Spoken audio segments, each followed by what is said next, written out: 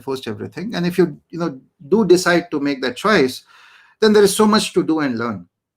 Often when people are not aware of what free software is, or the fact that self-hosting is a real possibility, they assume that for certain problems, the solutions are out there and it is beyond their reach, and they might not be competent, or they might not have the opportunity to solve those problems or understand how those problems are solved. And unless my point is, it's a terrible disservice to that constituency, because we are denying them learning opportunities just because we are not helping them discover the fact that everything can be powered and built by free software, right? So so this is an illustration. This is not the goal, but this helps us answer the why question. So let's again look at the why question in detail. Why should we choose self-hosting? Well, the first thing is self-hosting is a test of free software. Unless I can self-host an entire solution, I usually cannot know that it is free software or not. A lot of times, solutions have dependencies which might not be free software, and sometimes you only discover that when you attempt to self-host them. So choosing to self-host something is a major method of evaluating whether they are free software or not. And the way you evaluate those things, whether you understand source code or not, is by looking at source code. So we will look at another aspect of source code does not imply free software, and source code does not imply that the infrastructure or the service you're running is powered by free software. There are other aspects of it which will sort of guarantee that, not just the fact that you have access to some source code, right? But this is one of the major things that you get. So these two things, go hand in hand. The second advantage of self-hosting is that it allows you to take stock. The question I often want to ask myself is, what is it what will it take to build a service like this, or to run it well, or to run it at scale? What are the ingredients? How do I make an inventory of everything that is needed for my software or my service or my infrastructure? How do I encapsulate the dependencies? How do I package them? Again, self-hosting is a very conclusive test of these dependencies. It allows us to take stock of things. Often, when people build infrastructure or services, they might combine services or software which is running all over the place. That enables them sometimes to do things quickly, or to do things by doing less work. And that's okay, but then you're not in control of all the components that power your service or your infrastructure or your software, right? If you choose self-hosting and you go to the other extreme of the argument, then you will realize what the dependencies of that software are. And so all these choices that we are making, they also give us so much more control and privacy. And the ability to choose how private we want our services to be, that possibility is determined by the control that we have on our software and data and where it runs, right? So again, being able to take stock of that software and the data it operates on is one of the aspects why we would want to choose self-hosting. Another aspect is reproducibility. So if you go to a website, if you go to the website of the Reproducible Builds project, reproduciblebuilds.io, you will understand that this term reproducible is not a loose term. It's a technical term, and it means something very simple, that you should be able to go from source code to deployment or binary or distribution in exactly the same way, and multiple people should be able to independently verify that process of going from the start to the finish. And the way I'm trying to use that term here is for infrastructure, where we have source code which we feel corresponds to the services that we're running or the services that we are using. How do we know that it does correspond to it? You can have some source code and you could be using some service. The correlation between them is you can arrive at that correlation if you have a reproducible process of deploying those services or configuring them and so on. And again, the only way you can do that is if every aspect of your process is free software and can be run on your own computer. If it cannot be run on your own computer, if there are some magic binaries that have to be included in the process of building something, deploying something, or packaging something, then when those things enter our toolchain, we are losing control. And the reproducibility aspect is also very important when we look at the ability to audit something. Now, just because we run free software, it does not mean that the implementation will necessarily be secure or private, or that it will serve us or work in our interest. Nothing stops someone from leaking data out of infrastructure powered by free software. It's easy to do that deliberately. It's easy to do that by mistake. It's easy to misconfigure things so that they are vulnerable, right? And again, reproducibility and the ability to rebuild things and arrive at the same outcome or a similar outcome is a very powerful way to audit what goes into our infrastructure, right? So suppose you contract someone to build a system for you, and they build it and they show you what they use to build it, and now you have the outcome of that service. You have a software which is running and providing some value to you. Well, as long as you don't look inside it, or you cannot see how it was configured or compiled together or installed or deployed, you have to trust the person who's deployed it. And there could be unscrupulous elements there. So what I'm trying to say is that if we want transparency in how things are working, if we want to be able to audit it, then making those systems reproducible is one of the most wonderful ways of doing that. And it's not sufficient that someone tells us that it is reproducible, but being able to verify it ourselves is very important. And the aspect of data is also very important. So any software operates on data, and if it is our data, then we own it. The data belongs to us. Software, or the person who wrote the software or operated it or deployed it, that person doesn't get to choose what happens to that data. So again, reproducible methods enable us to know where the data is stored, what data the software operates on. Why? Because, well, if I deploy a service and then I wipe it out and I deploy it again and I get the same result, then I can take inventory of where it was storing the data and what that data was. And because if I have to back up, then I should know those things as well. So these are again things that are possible to do when we choose self-hosting, not without it. Another aspect is that of feeling or being empowered.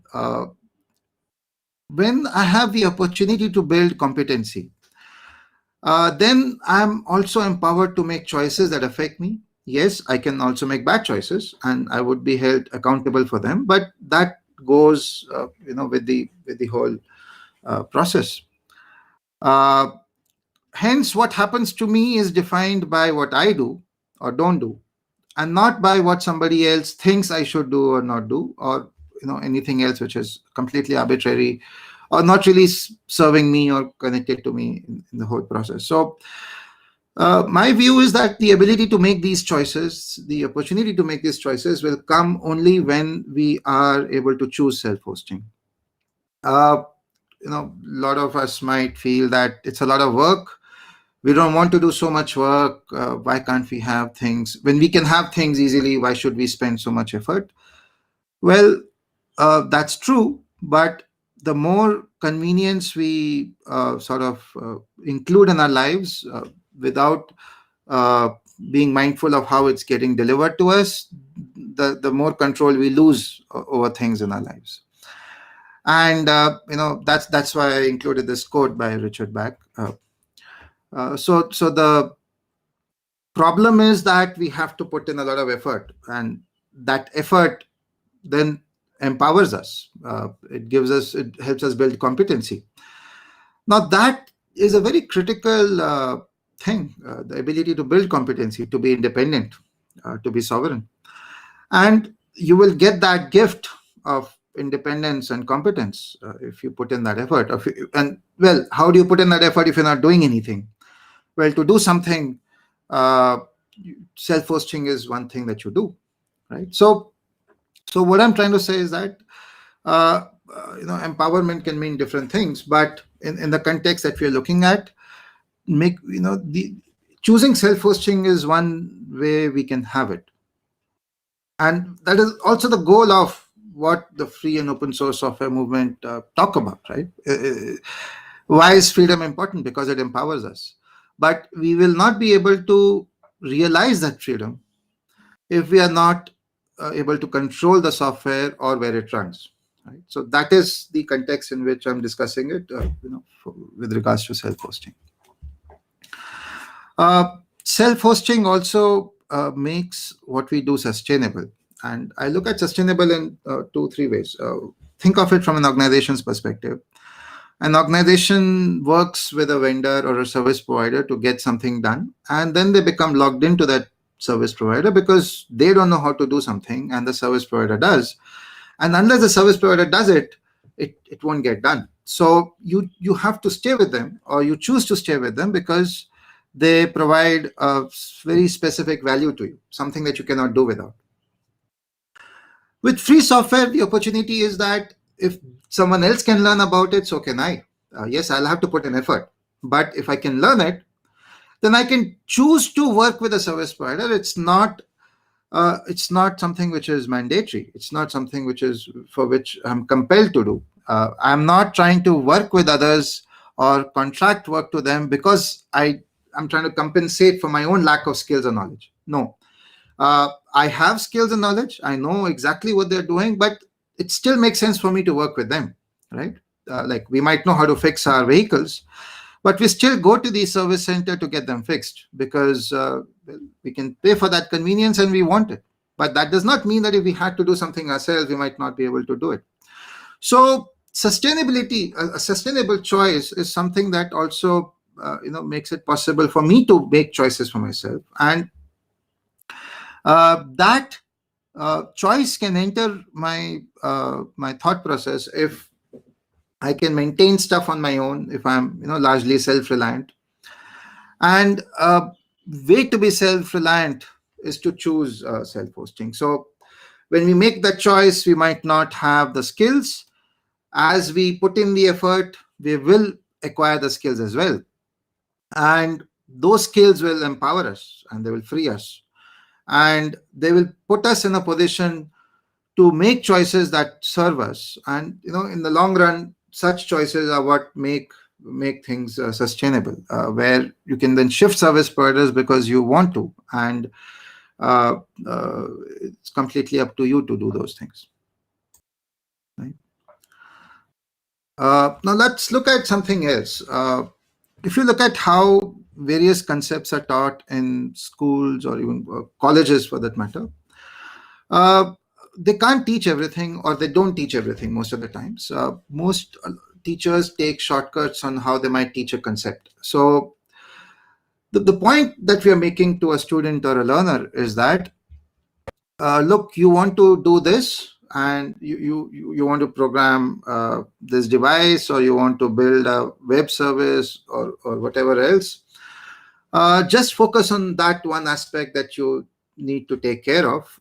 Don't worry about everything else. You can get the database from here. You can get the notifications from here. You can store your data in this place, and so on. So what that helps people achieve is that they can do things quickly, but they're also doing things without really getting a grasp of how things are getting done. And I feel it's very unfair to tell people that they can only learn and understand a small portion of the universe, and they have to basically depend on so many things that others are building and others are providing us. and that is the only way to do things. So there's nothing wrong in being interdependent like that. That's not the issue here. The issue is that when I'm trying to learn something, why would I not have the opportunity to learn everything, right? So if I have to build a web service, why don't I get the opportunity to understand how the operating system works, and also how the web server works, or how the database works, and so on? It's very tempting to take shortcuts. It's very tempting to not have to administer MySQL on your own computer and just consume it as an API from somewhere else. It's tempting to do that. It might help us achieve our ends very quickly, with less cost and time. But what is it doing to us in the long run? How is that a sustainable choice to make? And what is the value system that we are evolving in that process? So I think those are very important questions to ask and answer. And so when I look at how things are taught in colleges, for example, since they don't choose to self-host everything, it's impossible to teach that student everything, or to teach multiple students small parts of it, so that together they can know and learn everything based on whatever is interesting to them. So it's not that everyone should know everything or wants to know everything, but at least they should have the opportunity and the ability to make the choice. If they do want to understand something, if they're curious about it, then who are we to deny them the opportunity to understand those things? Who are we to say that the only way you host something or use something, or the only way you run this service is by going here, and that's the only way to do it? More often than not, those services are also powered by free and open source software. So why might we not deploy them on our own, and also understand how they are deployed and how they work? So again, building infrastructure like this, this was built for an IoT lab in a college, and the idea was to tell students that, look, you're going to program and build a lot of hardware. The hardware is going to depend on a lot of backend services. Now, all those backend services are actually here, and you can do everything you need to do in this lab, in this room, without even needing internet access, because everything that you need, number one, you will have to build it yourself. So that's the only way to have it. And secondly, when you build it yourself, you're going to run it right here. So if you switch this off, then the service is unavailable to you. Or if you mess up something, then the service becomes unavailable to you. And hence you have to learn how to maintain those things and not just use them. So that also is a very powerful way of teaching responsibility and collaboration to students, where they learn to build things for each other. If someone is building a service which requires DNS, then somebody else has to set up the DNS. If the DNS has to talk to a service which allocates IPs, then somebody else has to build a DHCP server as well. And I mean, these are very, very simple and small things. But my point is, if you start here, and you use the same value system for everything else that you need, you will really be able to build that entire universe in that lab, or in that workplace, or in your home, for that matter, right? So while I'm talking about teaching or education here, the same rationale applies everywhere else. It applies in our workplaces, and it also applies in our homes, right? And finally, choosing self-hosting, I feel, is a very powerful cultural value system. It can have a great impact on our culture, on how we do things, or what choices we feel are available to us when we do things. If I have to tell my daughter or a younger person that you want to play with stuff, or you want to build things, or you want to hack on things, but some of these things that you have are all black boxes, then that's very unfair, because when we were younger, we didn't have so much software around us. We didn't have so many black boxes around us, and it was possible to learn almost everything. Today, when most things, functionality is defined by software, and the software is enshrined into a black box and is proprietary, or doesn't even run on a computer that we can access or control, the opportunities to learn or hack are very limited. So again, choosing self-hosting and mindfully building an environment where everything is built by us, or at least it's built in a manner where we have the opportunity to understand or change it, or affect it. That is, I feel it's a very important decision. We might not see the impact of such choices in the short run, but the culture of being a hacker, the hacker culture, or the culture of being able to do and fix things, or build competence, or do things that are interesting, that we are curious about. I don't think that is accidental. It doesn't just happen on its own. And if we are losing ground to tools and services and products, or solutions that don't respect us and hence deny this uh, opportunity to us, uh, it's our job to figure out how to get that ground back and to get that opportunity back. Right?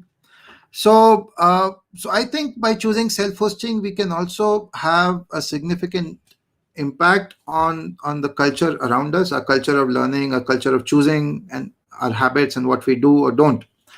And unless we do it early on, it becomes very difficult to change some of those values or habits much later on. So I think this is also a very important aspect of why uh, self-hosting is important.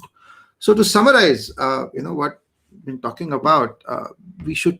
My argument is that if we choose self-hosting with free software on hardware that we can control, that's not constrained, it's liberated, we will be able to build what we need, and hence we will be able to control all that we have. So if we need something and we build it, and we don't know how to build it, then that's an opportunity to learn. Those skills will empower us. They will give us competence. They will give us control, and they will give us the ability. So, free software doesn't really affect us a lot of times if we don't host it ourselves, because we don't even understand what it's doing inside. And if you understand how a lot of free software projects came up, it is because people were trying to scratch their itch, or they were trying to patch software written by someone else. But if we don't even deploy something, or we don't even self-host something, where is the opportunity to fix software that is built by someone else because it doesn't do something the way we want it, or to replace it with our own software if we are programmers, uh, with something that works for us? I think that culture and those choices can emerge with this singular choice, this triad of choices, I would say, not a singular choice, where we choose self-hosting, because it's possible to choose self-hosting with proprietary software as well, and that does not give us any advantage. So, it's given that when we choose self-hosting, we will use free software for it, and we will do it on hardware that liberates us, or that is liberated. So, for example, if you have an IP phone for which you have 95% of the source code and no method of compiling it or deploying it back on that IP phone, that IP phone is not really liberated hardware. You can't really claim to have to own it. You can't claim that solution or tool is self-hosted. So that's the reason I'm talking about computers that you can control, because those computers will allow you to do all those things that you can do with free software. So that's what I had to share, and I think if we have some time, so in case there are questions, I would be glad to discuss or clarify or answer them. Thank you. I think you can just unmute yourself and ask the question, or we can discuss something verbally. Thanks, Abbas. I think I'm sure there are a lot of questions will be there. Folks, please unmute yourself, and you can ask any questions that you may have. Yeah, hi Abbas, Rushabh here. Yeah. Let me see if I can. Okay, whatever, yeah. Anyways, See if you can start your video as well. That would be good. Yeah, that I was just doing. So, thanks. Great talk. I made some notes, and again, I'll come from my experience, right? In ERP Next and all of that. The main reason I think you missed for self-hosting is that the free beer, right? Whether we like it or not, right? Most people do end up self-hosting. The real incentive to self-host something is that actually you get it for free. And that becomes a very important reason. I think you have, and there is no such thing free lunch, right? End of the day, you have to. With freedom comes responsibility. So but unfortunately, what also happens that in the search for free beer, there is a lot of obligation that people expect free software developers to give free labor and answer questions, right? On top of that, right? So that was one aspect, right, which I feel in the self-hosting side of things we don't talk about enough, right? That this free beer is the real motivation, and how that changes the whole ecosystem, the way it behaves and operates, and the way the incentives get stacked up. The other point I wanted to bring up, like you said, you have empowerment and learning and all these aspects, but is it an academic approach, right? While it is perfectly fine for a section of people to do I would call the academic researcher approach, but is it practical for a very large number of people to understand the invest the amount of time and effort to understand the whole stacks, and then isn't it better to then just because everybody has limited time and limited bandwidth in a way to do whatever they really want to do using the software. So it becomes impractical also at some point, right? So just wanted to highlight these two aspects. It could become impractical. I don't deny that. The point is not just about sheer pragmatism. Think of it, say, from the perspective of a defense organization or a government institution. Their said goals are to have independence, to not have to depend on anyone else, to be able to do things on their own. I mean, those are the typical goals defense or government organization will have. And what better way to realize those goals than by using free software, right? Now, if they choose so unless they choose self-hosting, and they do choose self-hosting for almost everything, if they don't choose free software for that, it really I think it makes them very vulnerable, and vulnerability creeps in because somebody else is making choices for us, and we're not able to get a transparent view of what those choices are and what's happening to, say, our data or whatever else. So it might be impractical for a lot of people, you're right, but again, I think it all depends on what our focus is. So I have to be a sysadmin at home because I want everything that I need to be self-hosted in my home or my workplace. It does impose that added overhead on me or someone like me. But then the other way of realizing those same value is to use proprietary software or to use services which might not be free software at times, and that is not acceptable to me. So that But is aren't you an outlier? That's how I would say, right? Aren't you an academic or aren't you a researcher in that sense, right? And it's perfectly great that this is why free software is so great, because people who are really interested in this stuff, actually get to see it, right?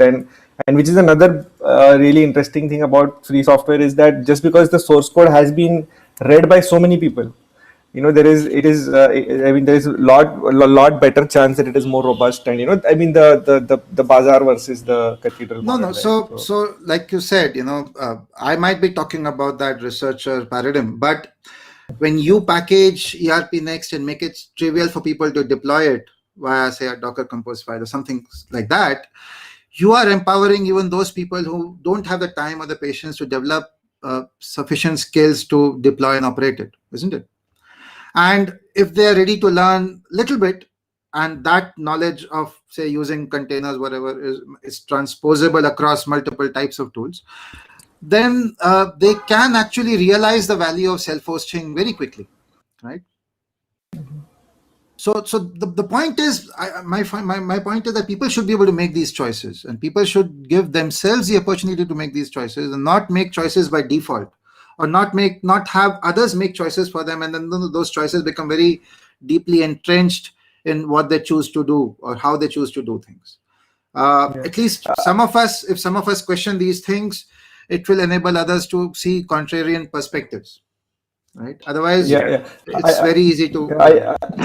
I think government institutions and education institutions should definitely, be very aggressive in terms of self-hosting. But I think in general, people, should. It may not be practical. That's my view. And but yeah, that's so. Let me.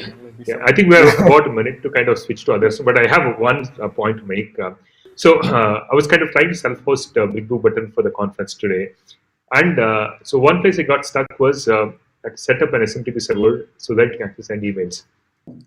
So right now, sign up or forget password doesn't work on the setup because email is not configured. Okay.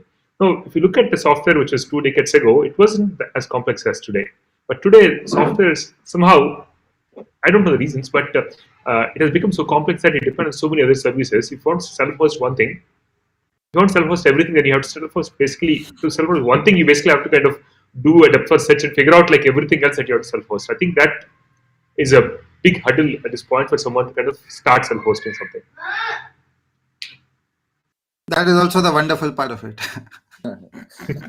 So, Anand, I am the next speaker, so I want to continue with this topic for 1 or 2 more minutes if Rishabh is okay with it. Rishabh.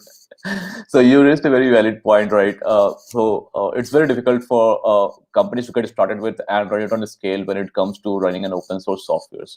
So working on a part with some open source softwares and SaaS both, I realized eventually how people, even the and companies provide a managed OSS or managed database, right?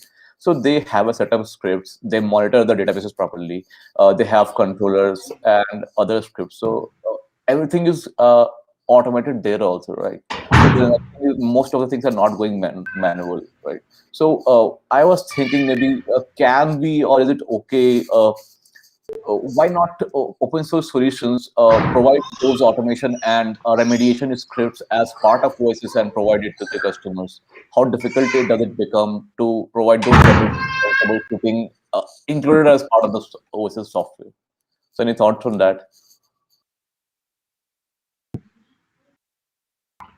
Actually, a lot of tools provide some of those automation mechanisms, and they provide it basically to ease the onboarding process of new users, so that someone who's just casually evaluating the tool doesn't really have to understand how it works. Their ability to get off the ground within, say, 15 minutes, let's say 15 minutes is a time that people have, they can pay attention to something, then they should be able to take a decision, in a way. But, I'll just close with a quick comment and then I'll hand over the stage to you. Rishabh, the reason I don't want to talk about how something might not be practical for organizations or a lot of people is that it dilutes the message that we are trying to give across. Unless we set the bar very high, see, choosing something which is lower than that bar is very easy. We are already making those choices, right? And it's always possible to come up with some excuse to make those choices. The point is to set a very high or pure bar for everyone so that at least we are able to acknowledge that those things are possible. We might not choose to do those things. We might have our reasons to not make those choices, and that's perfectly fine. I mean, all of us do that. But if we do want to make those choices, at least there should be a benchmark or a roadmap for us. And that's the only reason I don't talk about the free beer aspect, because then a lot of proprietary software also creeps in that way, because then you are evaluating the essence of free software incorrectly if you're using price of the software, the economic price of the software as a way of evaluating it. And I also don't look at the effort as a significant impediment, because well, everything requires effort. Either you pay for it or you do it yourself, right? So you either take care of your farm by your own labor, or you hire people to do it for you. Somehow it has to get done, or you just buy a tomato and you don't grow it, right? So you have all those choices available to you. But for someone who does want to farm on their own, they can do it, and that's all I'm trying to say. At least, so today we might say that defense organization, the government organization, and education are the natural places to self-host, and I think that's a great place to start. Because that from there the value system can actually deepen in other aspects, other walks of life as well. But all of us should be able to see that bar, or see that holy grail. At least we might not choose it, but it's there for us if we want to put in that effort. Thank you so much. Yeah, thanks so much. Thanks, Abbas. I think it would have been nice if we had more time for discussions, but maybe some of the time. Thanks a lot. I think the next speaker is Ankit Nayan. Ankit is a co-founder and CTO of Signos, an open source observability platform for Kubernetes. if you've ever used data collection systems like Datadog, Observability Datadog, it's an open source alternative. I'm really excited to kind of hear about Signa's a couple of days recently, and it's really wonderful that it's actually built out of India. It's kind of very curious to know what it is about, and handing over the session to Ankit. Ankit, you can control the slides now. Sure. Thanks, Anand, for the introduction. We are Signos. We are building open source observability platform. If you want to understand more about observability in simple words, it would be ability of the control to debug your systems when things go wrong in your production.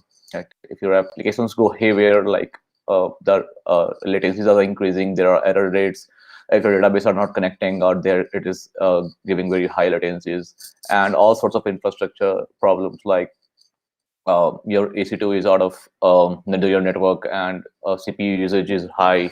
So you should have the power to debug all those systems real time and find out what are the root cause of those issues. So that's recently coined term observability. It's basically considered as a pillar of three things. Right? One is metrics, another is traces, and the other one is logs. We are very familiar with log and the open source tool. Like there have been a lot of controversies around the ALK stack, but still, yeah. So it was one of the pioneers in building logs as open source. Metrics have been there for a long time now. The recent addition to the pillars were traces.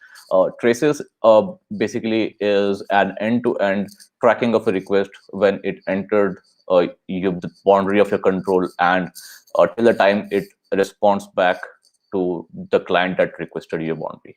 Right? So if a service A is calling service B is calling service C is calling a database, and multiple other identical lines. So a request should be traced. Basically, we attach a request ID to every incoming request from the start, and that ID is traveled down to different process boundaries and applications. And if you are able to track, yeah, man, it's still frozen. I'm not moving the slides right now, so the number of slides are less. So it will be going less in the number of slides, more of talking from my side. Cool. So yeah.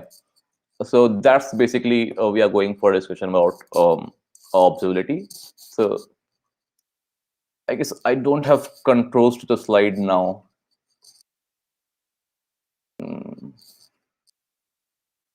Anand, can you look at it?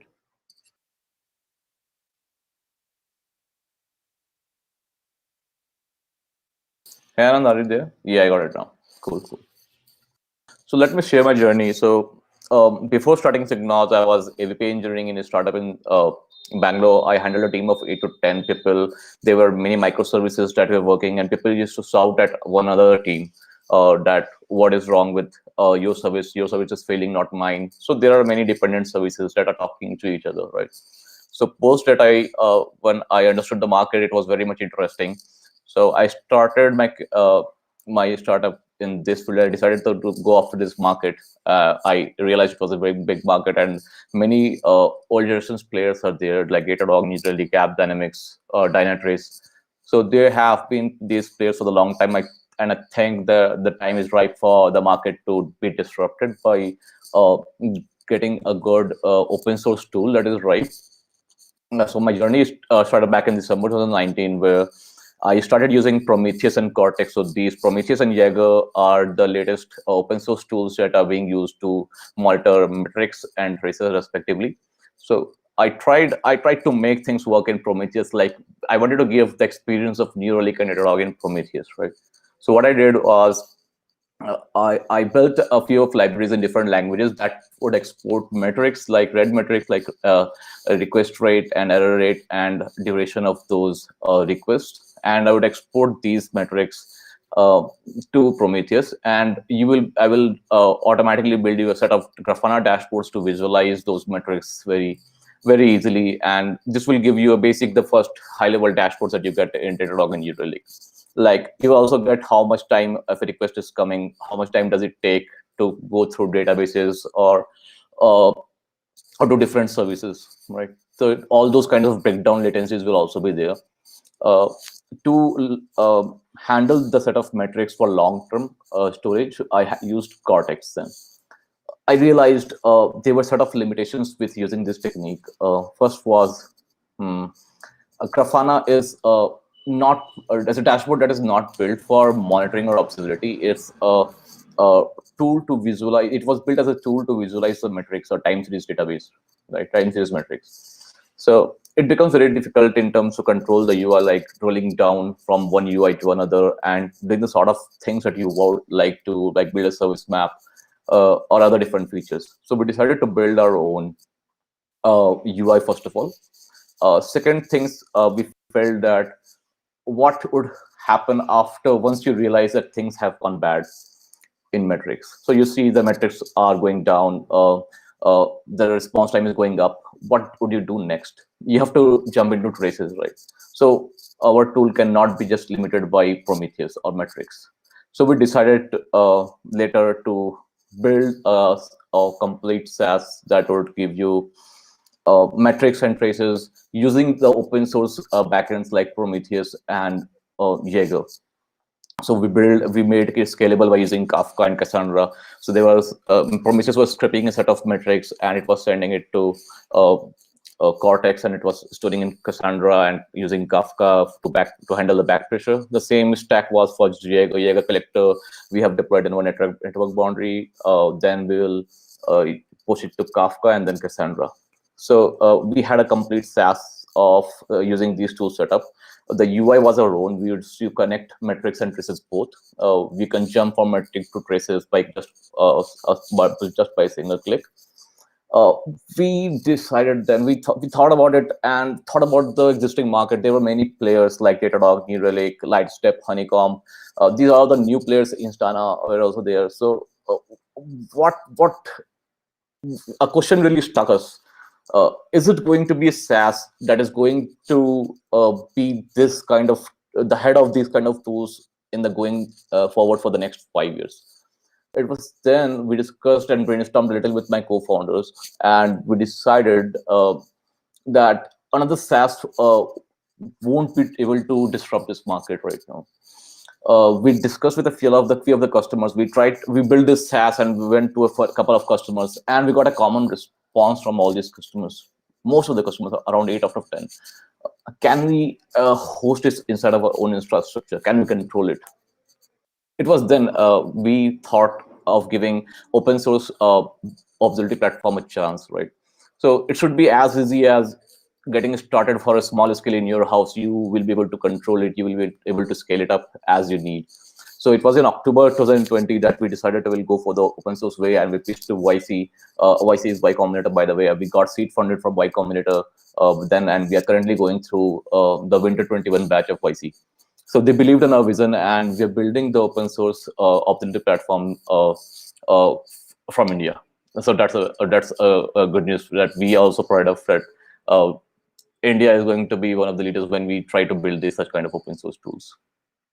So the developer market of India was in one of our pitches that developers in India are growing a lot, and they have started contributing to the GitHub projects, and they are very interested in upcoming technologies and especially self-hosted projects. So people believe in it. So people believe in the developers of India, that I'm sure of. So we go down deeper into understanding the problems.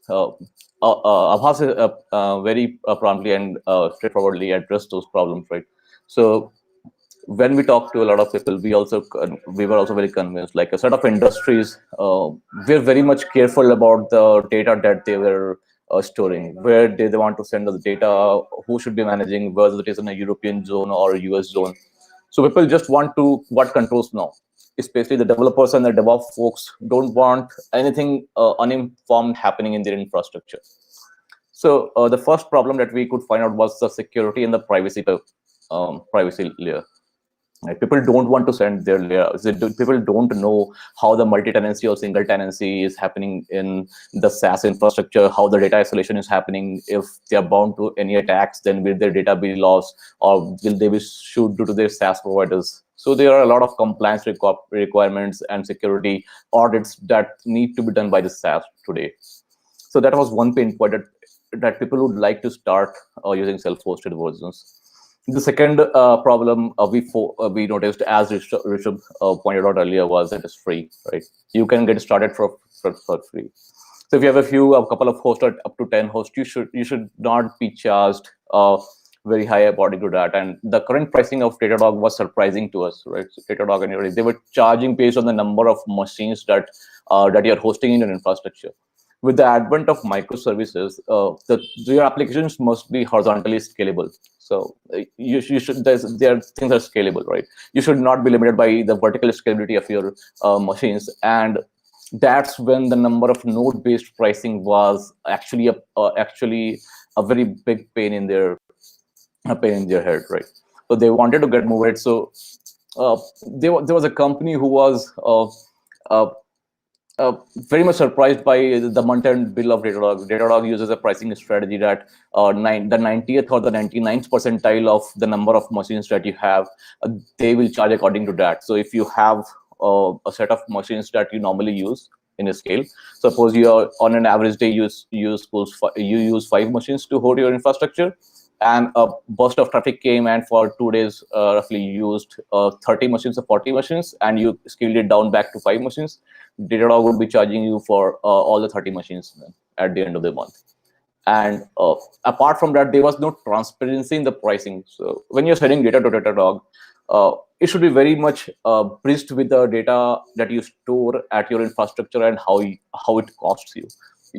They price you not on that. So there is a very huge gap. I expect that if I'm sending 10 GBs of data or TBs of data, I should know what's the cost involved and how are they pricing it. So there was no transparency out there. People wanted to take control. People want to configure different set of points that could be used, like CPU or RAM usage of the agents. There were a couple of agents from different vendors that suddenly scaled up their RAM and stopped sending data. And so people were panicking in their DevOps infrastructure, like, you'll have to stop running that vendor right now. There's another vendor in APM space which does not send the data to agent, directly sends the data from library to their SaaS boundary. So it slows down their application. All right. So when things scale up, things become very difficult if you don't control the things that are installed in your infrastructure. Yeah.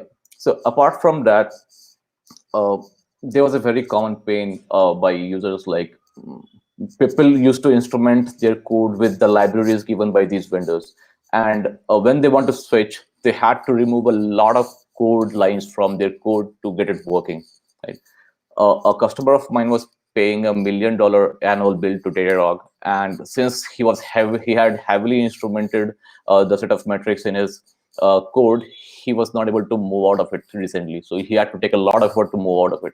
So OpenTelemetry is a vendor-neutral instrumentation library that has been taken care by CNCF, and people are working on it. So it's a generic library protocol that sends data to different compatible backends that are compatible with OpenTelemetry. So from going now forward, there won't be any vendor lock-in. So you should be in the power of your data that you're generating. And if you wish to switch data or the backend that is used for analyzing the data and to make sense of it, you should be able to change vendors at your will and not should be locked into that. So those were the basic problems that we are trying to address right now. So what happens with Prometheus and Jager? So as I told you, we started with using Prometheus and Jager. The problem with Prometheus was it's very difficult to manage it at scale. If you are having a lot of data and you're sending we are using Cortex to save the data for long-term storage, Cortex is also pretty much difficult to manage at a scale, right? And Jaeger, there were some limitations with Jaeger that you cannot query the traces based on the service name. And I have posted the link of a GitHub issue that states the limitations of Cassandra.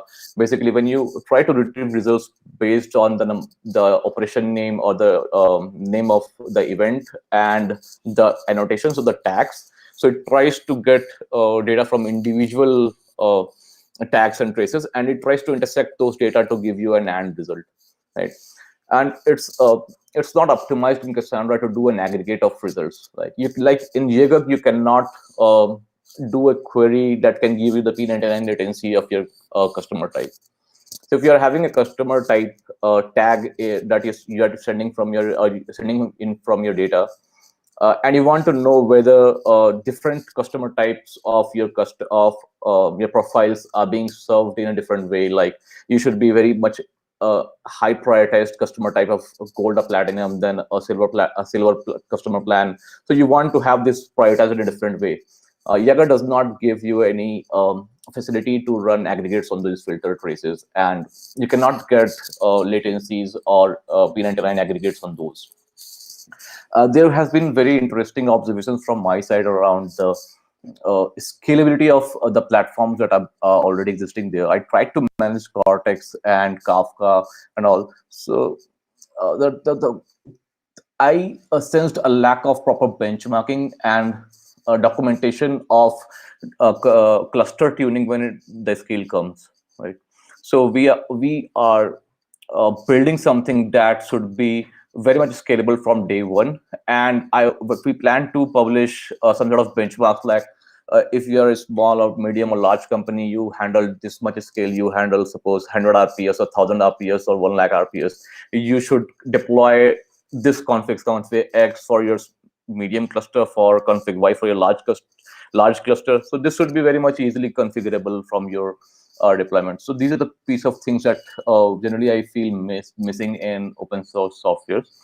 Apart from that, what I felt missing was enterprises or the companies or the vendors manage their database very well. So you don't want to spend man hours installing and running or maintaining your OSs, right? So later on, we believe that we should be able to open source those installation scripts. Apart from those installation scripts, the complexity in running those operations of those softwares, like you have a sort of monitoring alerts, you have a sort of automation scripts, you have a set of control planes and alerts that you can configure and respond to, and remediation scripts that you can run to get your SaaS back again, right? So all those scripts should be automated. That helps you run an OSS at a scale. So OSS is generally pretty much very good at early stage when the things are not scaling up. When things scale up in your company, this OSS becomes very difficult to manage. So we'll be focusing to make it very much scalable and usable at a scale. So I've attached a blog by Siddhi Sridharan, who has been doing a lot around what's the correct way to do distributed tracing and how to make sense of the huge amount of data that traces have. And we are hugely inspired by that. We plan to bring upon SEO, SLIs and SLOs around that. This is the architecture that we currently follow. So we have a couple of apps that send data to your hotel collector. Hotel collector is basically the ingester that ingests the data from different applications. It's written in Go. It's open source by OpenTelemetry. We suggest running a Kafka cluster where we write to a topic called OTLP spans.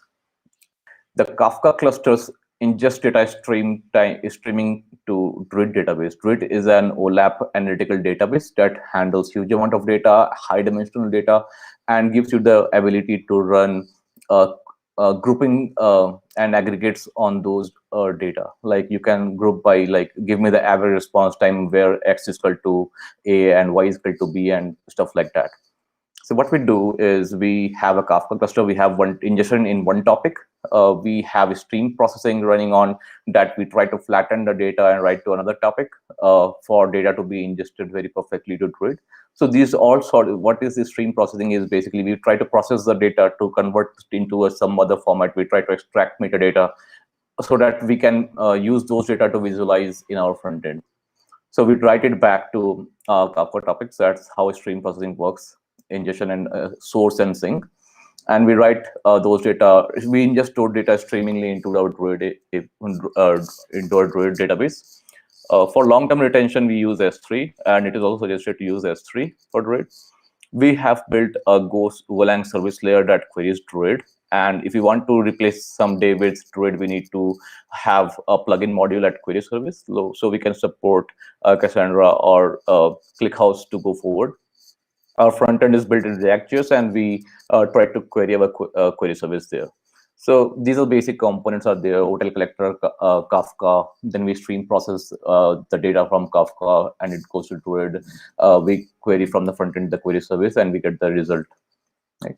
One of the advantages, huge advantages of using Kafka is decoupling. Basically, you could have sent from hotel collector to directly to process some jobs, do some jobs that process that data and store it to Druid.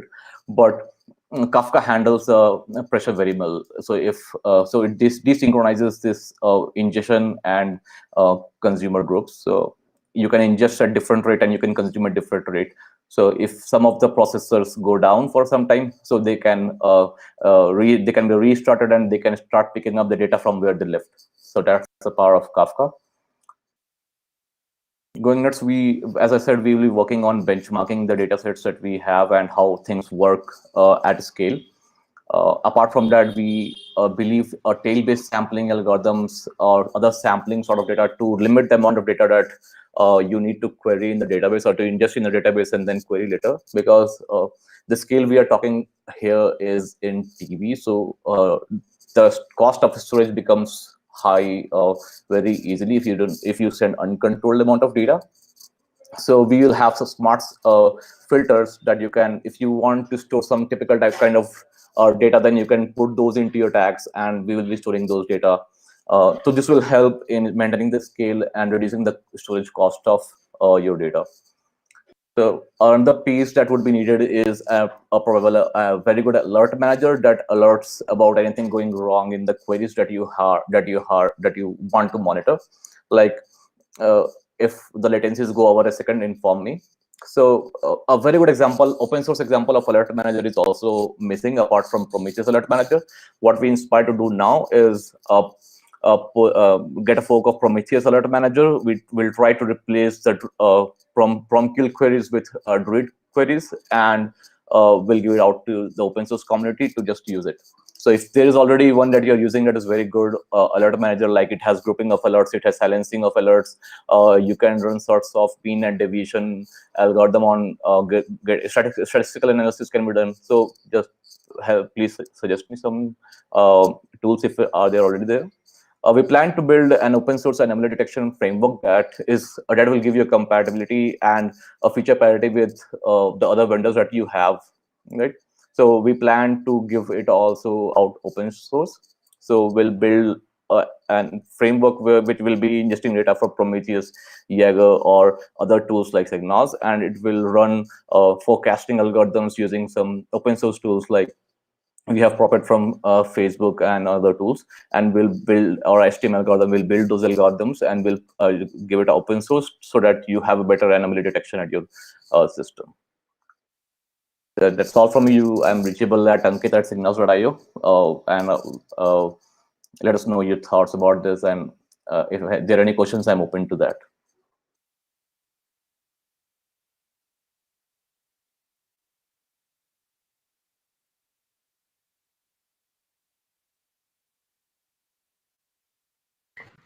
Thanks, Ankit. Let's see if there are any questions.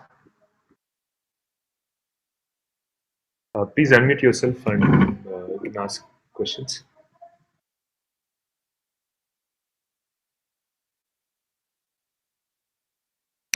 So Ankit, how is the Y Combinator experience? I mean, and I'm really curious to know what Y Combinator thinks about open source and how they view it. Especially compared to Ava's talk. So man, it's much more different than what we think it's in India. So they appreciate the open source community a lot. open source startups are on a rise. They are everywhere in the world. So if you are thinking about using Firebase, an open source alternative is already there. If you are using Intercom, somebody is building open source alternative of Intercom. And so basically all the enterprise softwares and whose pricing does not make sense, whose any of the strategies or data protection laws does not make any sense, people are spinning up their own uh, open source softwares, right? So, and YC is great, man. They value a lot. So basically they have told us that building a good enterprise SaaS from India is a different thing. Don't just follow the average. Try to stand out by thinking your own product lines, and let's give the best to the community. So it's basically pretty much motivating from there. And there's a separate SaaS group in YC, different group in YC, where we have a bi-weekly chat about how things should be working in Oasis. Cool. Thanks. Curious to know what do SaaS startups think about open source, right? Because it's kind of an existential threat for SaaS. Right. So SaaS companies still do not have any, do not see any such great threats from open source communities. Those who are big, they try. I know a trend where big companies start acquiring open source communities, and they want to give the open source product out there in the markets as under their own label. But yeah, so definitely, according to me, it's a threat. So if the SaaS, if the open source community goes beyond a boundary where they could give you the ease of installation and the complexity, and they can remove the complexity of running open source softwares, so it would definitely ruin them. So they're pretty much scared. So they want to adopt things, and they are pushed to make things as much transparent as possible now.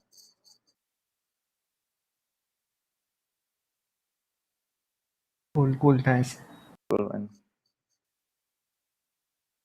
Thank you, folks. Hello. Thanks, Ankit. Yeah.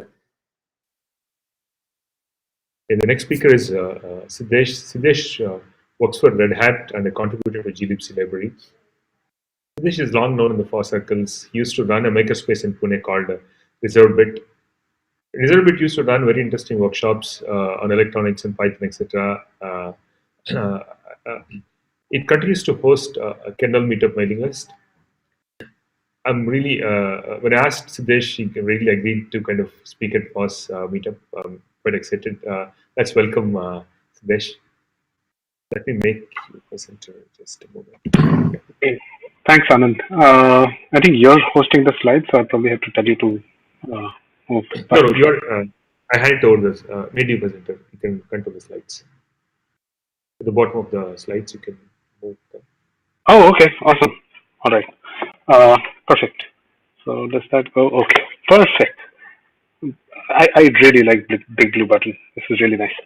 All right. So Anand actually asked me to talk about the glibc ecosystem and how I got involved in that. And the trouble is glibc does not really exist in a vacuum. It's really very tied into the entire toolchain ecosystem. So I figured I'll talk about the toolchain ecosystem, and then maybe talk about how people can get involved in that. Okay, so this is about me. Anand mentioned most of all of that. So I've been working on toolchain for almost a decade, and right now I'm interested in toolchain security work. But then toolchain overall, like compilers, linkers, that's basically what interests me. So I mentioned that the GNC library or the glibc does not really exist in a vacuum, and that's because it's part of the entire compiler ecosystem. And when people think about compilers, let's say in the conventional Linux kind of ecosystem, they probably think about GCC, right? And GCC really is just the compiler proper, meaning it takes your source code and it translates the code to assembly, right? And it's not executable yet. It actually uses a whole source of other tools and projects to actually come up with that executable that you run to print whatever hello world or whatever program that you've written. So the next program in line is the assembler, which will take the assembly code that your compiler gave in and it will translate that into machine code, but it's still not executable. It's basically just this object code that the machine will be able to understand if you kind of fed it right to the machine, and the whole feeding it right is really like the big story there, and the next actor in the story is the linker, right? And what the linker does is it'll take your object and it'll take all of the other objects and libraries that your object needs to actually function and to be able to tell the machine what to do, and it will form your final executable binary or shared library if that is what you're building, and that's when you'll get your binary that when you execute will say hello world, right? But then it won't say hello world by itself. What it really needs in the end is the language runtime. So if you've written your program in C, your language runtime would be glibc, or any libc really. As in Windows has a libc, BSD has its own libc. glibc is basically the libc that Linux systems typically have, right? And what is the language runtime? Your language runtime is essentially all of the functions that you learned about in college, right? The printfs and the scanfs and the open read write, and so the open read write are really system calls, right? That's what you tell the kernel to do. But then the system calls are abstracted away by your runtime library. So when you call the open function, you're calling it to glibc or any C library, and then from that C library, the library will basically set things up just right so that the kernel will know what to do to get your open to work the way you want, or your read or write or ioctl or whatever system call that you've thought you've invoked. So the runtime library basically does that for you. If you're programming in C++, you have libstd++, which is your standard C++ library, right? That will give you functions, templates, or whatever that you need to get things working for you, right? So that you don't have to think about all of those details. So that's essentially what a compiler ecosystem would be, right? And when you look at the GNU toolchain, the GNU toolchain really is, as far as building programs is concerned, it's three primary projects, right? It's the GCC project, which is by far the most popular. Everyone knows about it. It's pretty much the flagship project of the GNU project and the Free Software Foundation. And that is the project that will give you programming language front ends for C, C++, Objective-C. I think there's a Rust front end in development now. So there's like a bunch of front ends. There's Fortran. Fortran is pretty much all GCC now, although there is one LLVM front end coming as well for Fortran. So that is what your compiler proper, right? And then previously we saw there's the assembler and the linker, and those two are part of binutils, also known as binary utilities, right?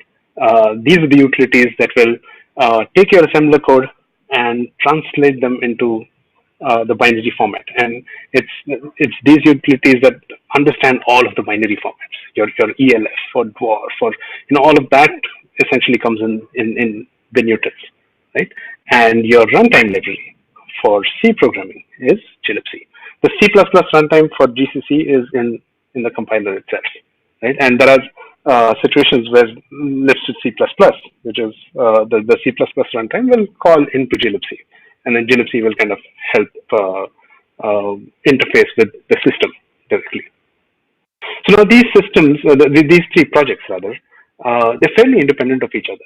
And all of the development kind of happens independently, but then they do need to coordinate a lot, because in the end they need to show a coherent picture, right? And that coordination happens on two fronts. So the first front is standards, where the programming language standards, like the ISO C standard or the C++ standard, they define how various interfaces should look, how a compiler should behave in certain situations, how, say, architecture binary interfaces right? That is something that would be standardized by the hardware vendors.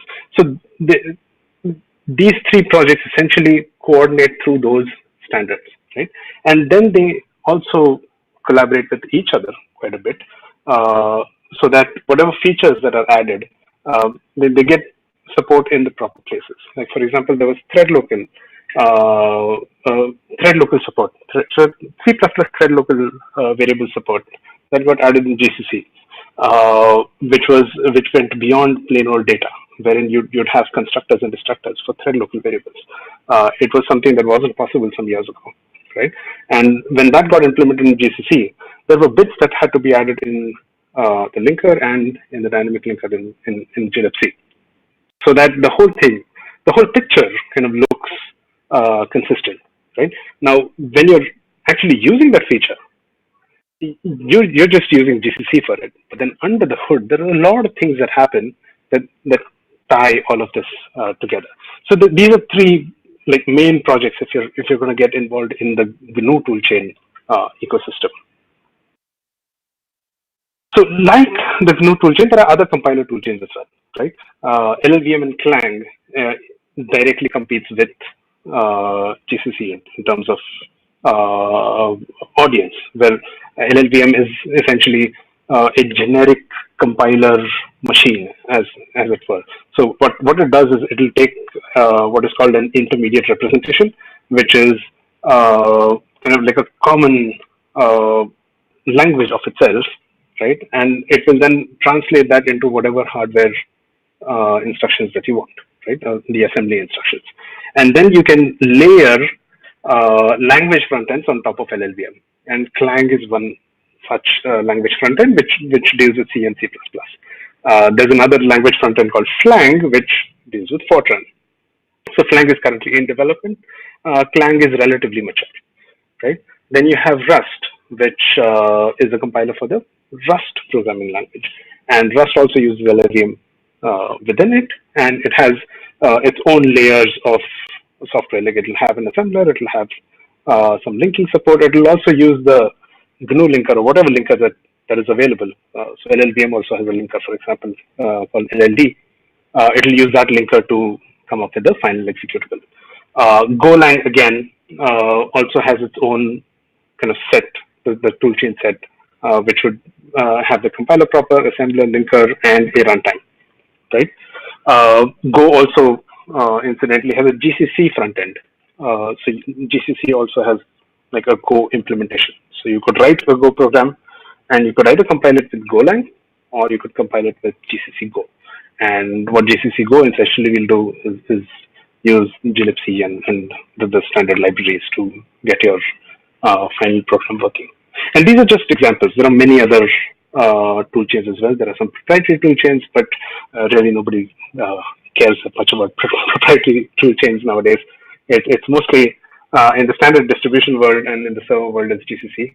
And in the mobile world, LLVM is kind of picking up, and in some specialized kind of workloads, like Google, for example, needs a lot of customizations to their own environment. They end up using LLVM a lot. I personally believe for license reasons, because LLVM is BSD, whereas GCC is GPL. So Google probably finds it easier to work with the BSD licensed ecosystem than the FSF GPL stuff. Right. So now we come to glibc. Since now you know where glibc kind of lies. So this has been the project that I got involved with into toolchains through, and I've been working on glibc for I think 9 years now, and it is essentially at one point we used to say it is the C language runtime library for Linux, but now there are a few others that have been developed and are in use as well, like Muscle, for example, which is fairly popular in certain circles. And if you go into the Android ecosystem, you'd find Bionic being used quite commonly. So the Android stack, the AOSP stack, will have Bionic as the front-end library and not glibc. And then if you go into embedded development, you'd have things like newlib and uclibc. That their focus is really to build minimal images so that they're size optimized as well. Whereas glibc is like this whole big general purpose thing, which will essentially run on whatever like big high-end hardware that you'd want to deploy on. So the way I got involved in glibc is fairly irregular. Not a lot of people do this thing of web development, C++, and then technical support, and then come all the way down. So the common way typically the average glibc contributor comes in is through an organization or as students looking for a research problem. They typically go to this development to-do list and pick up something that interests them, and then comes and talk to us.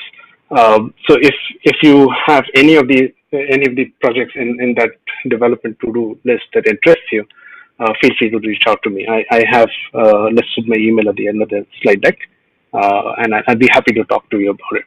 And even if you haven't found a project that interests you or something that you understand, reach out to me anyway if you want to get involved, because there are a bunch of ways we can figure out how to get involved in glibc development. The only so personally for me, the only hurdle for getting involved in FSF projects is that you have to sign a copyright assignment, which is not really a big deal when it comes to students, because there's really not much copyright related issues when you're a student in colleges in India. But then the hurdle over there typically is getting papers signed and sending them across to the FSF. They don't have, see, the FSF has not set up electronic signing of assignments the way the PSF has, for example, in India as well. I think they're US only at this moment, but hopefully someday that will be resolved, and then you'll be able to just sign your copyright assignment online and be done with it. But other than that, the people are fairly friendly, so you should reach out, and we will be really happy to talk about it. So now I get to the last slide, and I was hoping to finish early, which is great, so that hopefully I'll have more questions. So toolchain hacking in India, and this is a fairly complex topic, because it's fairly challenging to get into toolchain hacking in India, and the main reason for that is because colleges typically just breeze through compiler and OS coursework. Compiler and operating systems are not seen as important enough in terms of career building, because there's this perception that there aren't a lot of compiler jobs going around, or there aren't a lot of operating systems developers, like kernel engineer jobs going around, which is clearly not true, right? There's focus on getting students skilled in higher level languages because they're immediately employable, which I kind of understand. But then if you really want to get into this kind of domain where you're programming on system software or much closer to the hardware, unfortunately the situation now is that you have to do a lot of self-study. You probably have to push yourself. A lot of the professors that in the average college I've visited aren't that aware beyond the curriculum either. So it's a lot harder to rely on the college kind of curriculum and expect that is going to help you advance in a compiler or OS kind of career, system software career. Right, and the good thing though is that there are a lot of resources available, and there are a lot of Indian resources available, which is, I mean, a lot of people did not know about it, but then that's how it is, right? It's fairly arcane as a technology, in the sense that not a lot of people are immediately interested in it, and then those who are don't know where to look, unfortunately. But hopefully, me and a few of my other friends can change that. So if you want to get started, the best first resource, and it was my first resource personally as well, was the GCC resource committee.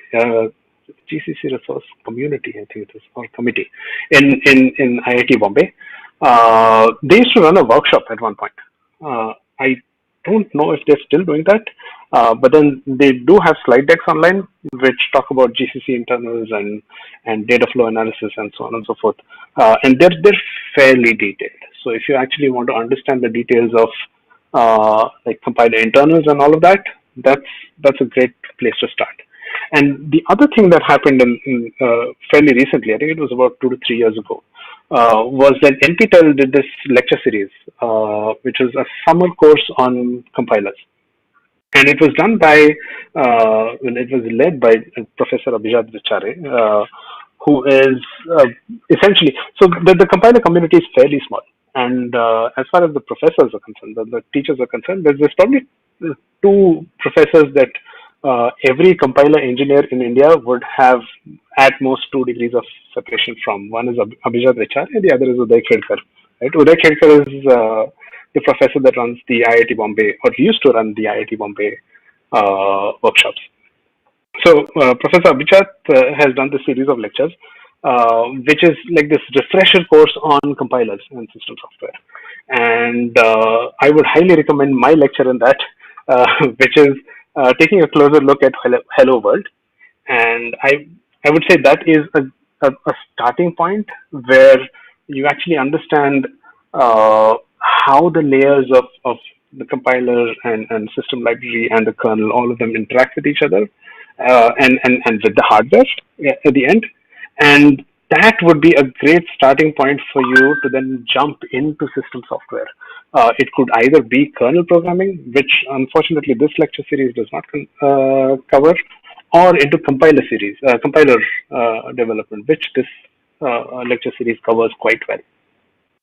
As far as local communities are concerned, or groups, the groups are rather small, right? And that's not because we're behind the world in compiler technology or anything of that sort. It's more a property of the technology itself. Even globally, the open source compiler community is fairly small, to the extent that almost everyone knows or has heard of everyone else in the community. There'd probably be some small compiler shop somewhere, like in the middle of Bangalore, for that matter. I know like 1 or 2 who are like that, who people might not know of, but then otherwise it's like it's a fairly small community and everyone knows everyone, right? And because of that, local engagements are quite rare. Although I think the LLVM folks in Bangalore meet fairly regularly, probably on a monthly basis or a quarterly basis. I'm not sure where or how they meet, but then that definitely happens.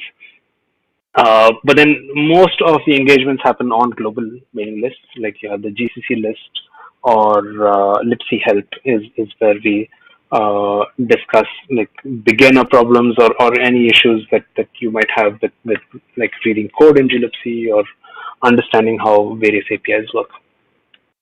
The other thing is that because we're a fairly small community, we're all very willing mentors, because we're very keen on having more people involved in the project. And because of that,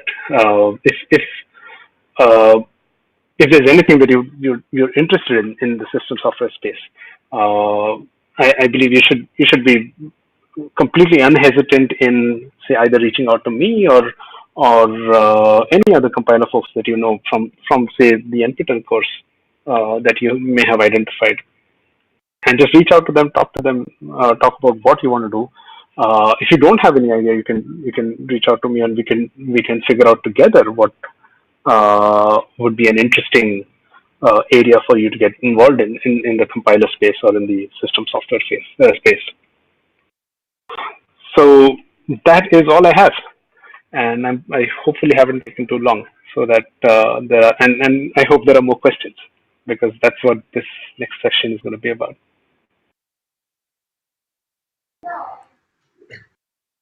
Thanks, Siddhesh. It's a wonderful session. For most of us, programming starts with "Hello World." Thanks for showing like there's such a mission, so much machinery hiding behind just running "Hello World." I'm sure there'll be lot of questions. People, please unmute yourself and come on stage and ask questions.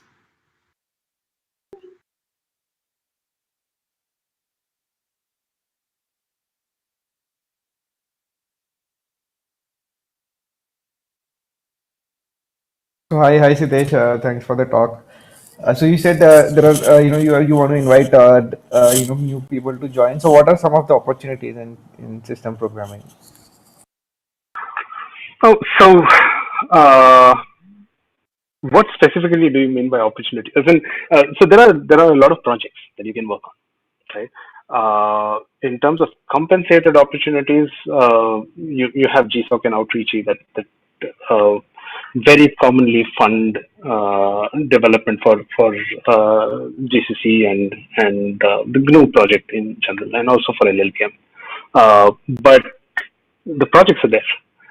Even if you don't get through GSOC, and I know a couple of people who haven't got through GSOC, but then they've kind of stuck around anyway, and they've managed to pick up a project for themselves to work on. So, So I was meaning in terms of what's the state of the art exciting development that that you guys are doing that from a roadmap perspective. Yeah. okay, so all right, so I'll tell you what I'm working on. So right now, what I'm working on is, and that's the problem with system software in general, is that the problems are so kind of narrow and focused that you might think that seems irrelevant, but it takes like a year to implement. So what I'm working on is being able to identify object sizes based on code, in the sense that you pass pointers around code, right, in C, C++. And what I'm trying to do is, through the compiler, try to evaluate those pointers and try to kind of come up with an estimate of what is the size of the object that the pointer is pointing to, or if the pointer is pointing to multiple objects, what is the maximum size that those objects could have. Now, the reason why this is interesting is because if you're using primitives like memcopy, memmove, and so on and so forth, you need to be able to understand what the maximum bounds are, so that if any like copy operation or read operation goes beyond that bounds, you should be able to tell that, right? And that is essentially a security feature. So that's something that I'm working on personally, right? Then there are others who are working on say enhanced warnings. Like they look at your code, they analyze your code, and based on that, they'll be able to warn you about potentially insecure operations, potentially wasteful operations, like in terms of cycles. So there are multiple such kind of very narrow focused problems that individuals would be solving. So as far as big kind of uh, future whatever development is concerned, a lot of that is driven by vendors. Like last year, I worked on this new architecture that ARM has funded called Morello, which is capability based, which has like 128-bit pointers, where you have like additional data on top of the pointer address, so that you'll be able to describe the pointer in a way that it doesn't result in unauthorized kind of accesses. So developing the tool chain for that, meaning developing the assembler, the linker, the compiler, and equipping the kernel for all of that. So those kind of development initiatives that come up, they usually come from research institutes like the University of Cambridge. Unfortunately, there's not a lot of that kind of research that happens in India, but those kind of universities or companies like ARM or Intel would fund that, and those are fairly large in scope. Cool. Thanks. I think Sid has asked a question. How do you contribute to open source compiler projects along with a full-time job? Okay, so also, what are your thoughts about bootstrapping compilers, for example, in Go and Rust? Right. So bootstrapping is a technical concept in compilers where you essentially compile yourself and then compile yourself. Uh, uh, Basically, you come up with a stage one compiler and then use the stage one compiler to compile yourself. And the advantage of that is that eventually you write most of Rust in Rust or most of Go in Go. I don't remember if Golang and Rust compilers are bootstrapping, but GCC, for example, is a bootstrapping compiler, and LLVM is also a bootstrapping compiler. As for whether Golang and Rust should be bootstrapped, sure. I mean, especially for Rust, because they're known to be memory safe languages, and if they can get to the level of performance of C++ at some point, then definitely being a bootstrappable compiler would only enhance the safety of that compiler. As for contributing to open source compiler projects along with a full-time job, it's very, very, very hard, unfortunately, especially because of the way IT jobs work in India, where you're typically spending a lot of time at work, right? And then you're generally exhausted by the time you get back home, and I mean, and at least in my case, I don't want to look at a computer again. Although I do end up looking at my phone quite a bit. But yeah, it's hard. But if you really want to do it, uh, I'd say it's gonna have to be a sacrifice, and it's an unfortunate fact, but then that's how it is. Okay, where does glibc sit in the toolchain with respect to the AST generation and optimizer? Very, very low down. In the sense that the AST generation, optimization, all of that happens in GCC. And the result of all of that is the assembly code. And then from the assembly, you have the binary object files, and then the linking. And it's the linking where basically all of your glibc routines will get linked in, and then at runtime, you would execute all of that. All right. So I think we're out of time, and there are no more questions. So thank you for having me. Thanks, Shudesh.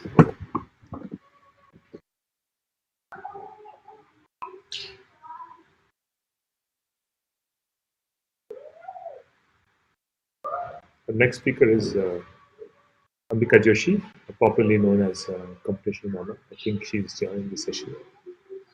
Wait for her to join. Hi.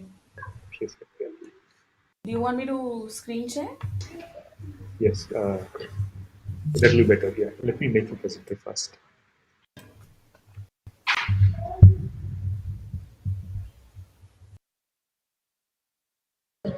So the next speaker is Ambika Joshi, popularly known as Computational Mama. She comes from a completely different world, pretty alien to most of us here. The intersection of arts and computing. I invited her here because it's completely new, very interesting world, and it's good for us to kind of get a peep into that. And she kindly agreed to give us a quick walkthrough into the new world of computational artistry. Let's welcome Computational Mama Ambika Joshi. Hi, thanks Anand so much, and shout out to all the others who are moms here and parents. I mean, of course, mine is not going to be so technically amazing like Siddesh's was, but I'll just try to give you a brief history of my journey into coding, and let me know if the screen is visible to you guys.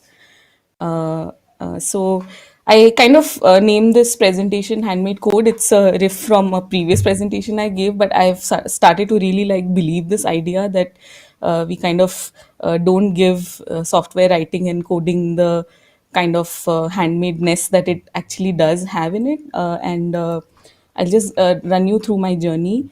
I'm now right now in Udaipur, Rajasthan, and I've been a designer in the past, and now I'm more of a project manager, and I've started to do a bit of creative coding, and I'm also a mother.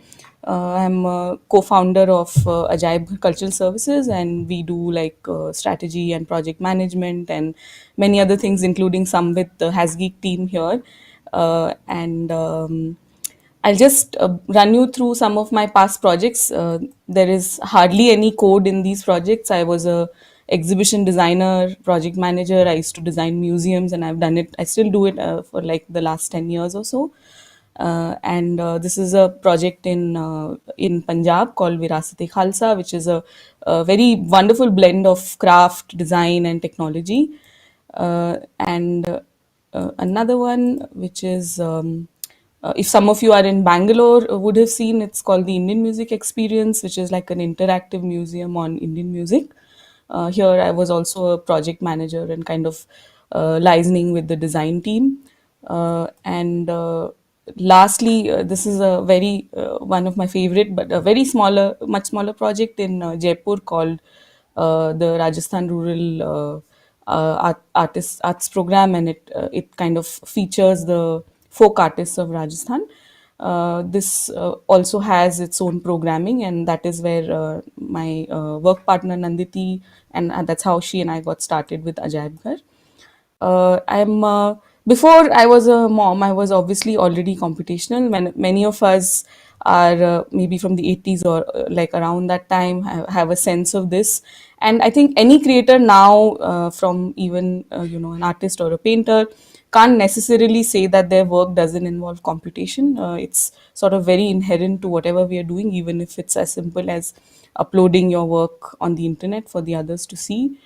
And when I was expecting in 2017, I started exploring code. Museums take really long to build, sometimes 7 to 10 years even. Pretty much like my working career. But code gave me this like very quick sense of trying things out, and being able to do something which was not work, which was not my family, which was not about changing diapers. It was like you write something and something's coming off it. And very nice gentleman called Abhinay Koparji, who's some wonderful organizational thing called Algorave, invited me, and I was able to do some kind of VJing of live code. While you see the other person sitting here is Mona. She's playing music with code. Uh, it was also around this time that I started exploring a bit with P5JS, and which is a part of the processing communities. It's a project by them, which is with JavaScript, and they have another project called ML5, which is also on machine learning. And I started exploring that.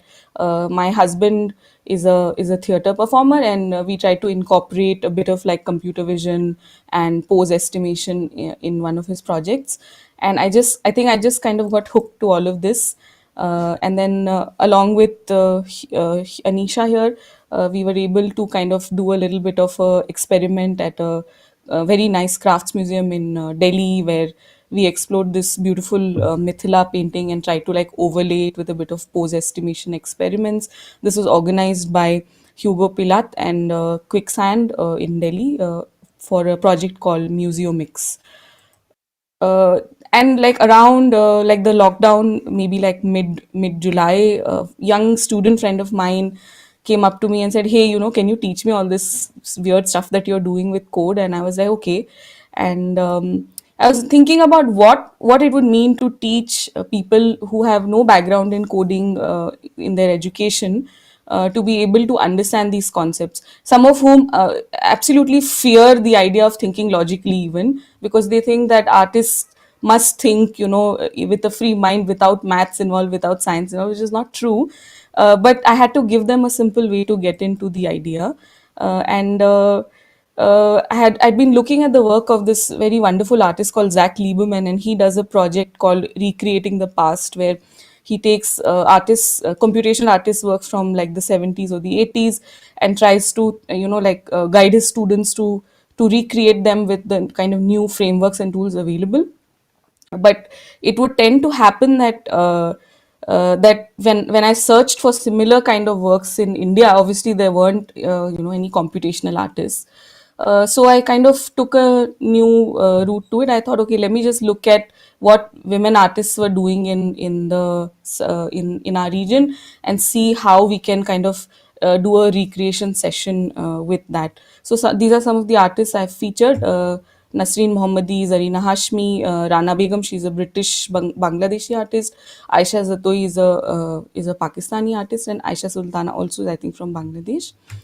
The session started very simply. We would just go through the works of these artists and understand all about them, and with some very basic lines of code with a little bit of mouse interaction. You see, this is the P5 JS editor available on the browser.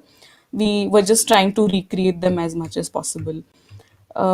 These are some of the works of the artists, starting on the left with Nasreen Mohammadi's works, and then Zarina's on the right. And here at the bottom, you see Aisha Zatoi, Rana Begum, and a bit of on the right, bottom right is Aisha Sultana. Now, this particular work reminded me a lot of Anand's presentation, which I recently caught on Makerville, where he was looking at concentric circles and kind of putting them across in a tessellated manner. So I think the format is very similar in terms of being able to create very simple shapes and start off by understanding the basics of code. But I just kind of added this element of using the artist's works because it was an easy way for us as non people from non technology backgrounds to engage something that we already knew and then bring it into coding. Uh, and I always start off with this slide for many of the people I've been teaching the sessions with. And this is a diary. Sorry, it's very pixelated, but it's a diary of Nasreen Mohammadi. Uh, she's a, sorry, one sec. Did I get something wrong? She has written, as you can see, like a kind of a mathematical progression on the pages. So like this idea that artists cannot do maths and technologists cannot do art is, I think, now blurring. I mean, it should have always been, but like it's just for you to look at a way that you don't necessarily need to have this thing that, oh, we have to be really creative and we need to use our hands to be artists. Like, you have the tools already with you as young technologists. I'm referring to the students perhaps, to be able to do a lot with the tools that you have, which is knowing how to code really well. These are some of the works that came out of the first few sessions. They are not exact replicas of what they were doing, but I think it was just a way for us to enter this idea that, okay, code can be used in the work that we are doing, or we can learn something about, I would like put it as a computational thinking, to understand, like how we can bring these tools to our creative practices. Some of the people I mentioned here, you can kind of follow their work. Some of them have, like, their work has become really prolific now and really worth following and looking at their work process. We also started streaming it on Twitch because I just couldn't like take a number of people joining the Google Meet, and I'll maybe share the link with you later. And now this is a work that I enjoy sharing. It has nothing to do with the project that we were doing, but was just a call to people to try and see if they could recreate textiles. So if you notice, especially if some of you are from Hyderabad or Andhra Pradesh, you might notice this is very close to ikat, and that is what they were trying. They were trying to see, like, computationally if they could recreate ikat. Now, obviously, this cannot be immediately translated into an ikat tool or a loom or whatever that might be, but it's just a easy way for young people to be able to reconnect with perhaps spaces that they are not necessarily interested in, just because they think, Arey, this is some, I'm not really interested in textile, but maybe you're interested in code and you want to try it as a recreation. uh, but I really noticed that at some point the Twitch streams were getting really boring, and I really wanted that, like, energy that I had with when all of us were together and we were doing it as friends. and I just started a simple kind of small series which I call Coding with Friends. And I just bring on one friend of mine from wherever in the world. This is Catherine, she's from Hong Kong, and we just take a very small project. It doesn't have to be something major, it could just be a simple little artwork, and we try to build it as we are talking. So the idea is not necessarily that, you know, at the bang at the end of it you have a project. It's more to be able to do something together. So like using code almost like, you know, if you were at home making you know, like a laddu with your mom for a festival, or you know, like making paper cranes with your friends. So the idea is to be able to do it together as an activity with sort of no stress about having to produce something from it. And I mean, I keep my presentations short, but I leave it at this point where I just like for you to think about what you're doing as people in a very powerful software space, which, you know, some of us as artists or designers don't have access to. Is to think about coding for value over solutions. Think about coding as a community, which I think you already do, and then of course think about coding with care and inclusion. So I'll just leave you guys at this point, and I'd urge you to, like, if you're interested more to know what we are all up to as a community, come in on our Discord and Telegram groups, which is where I also met Anand. And yeah, that's about it. I don't have anything more to to share than this. Thanks.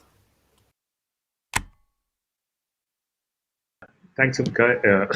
It's a great introduction to the world of computational artistry.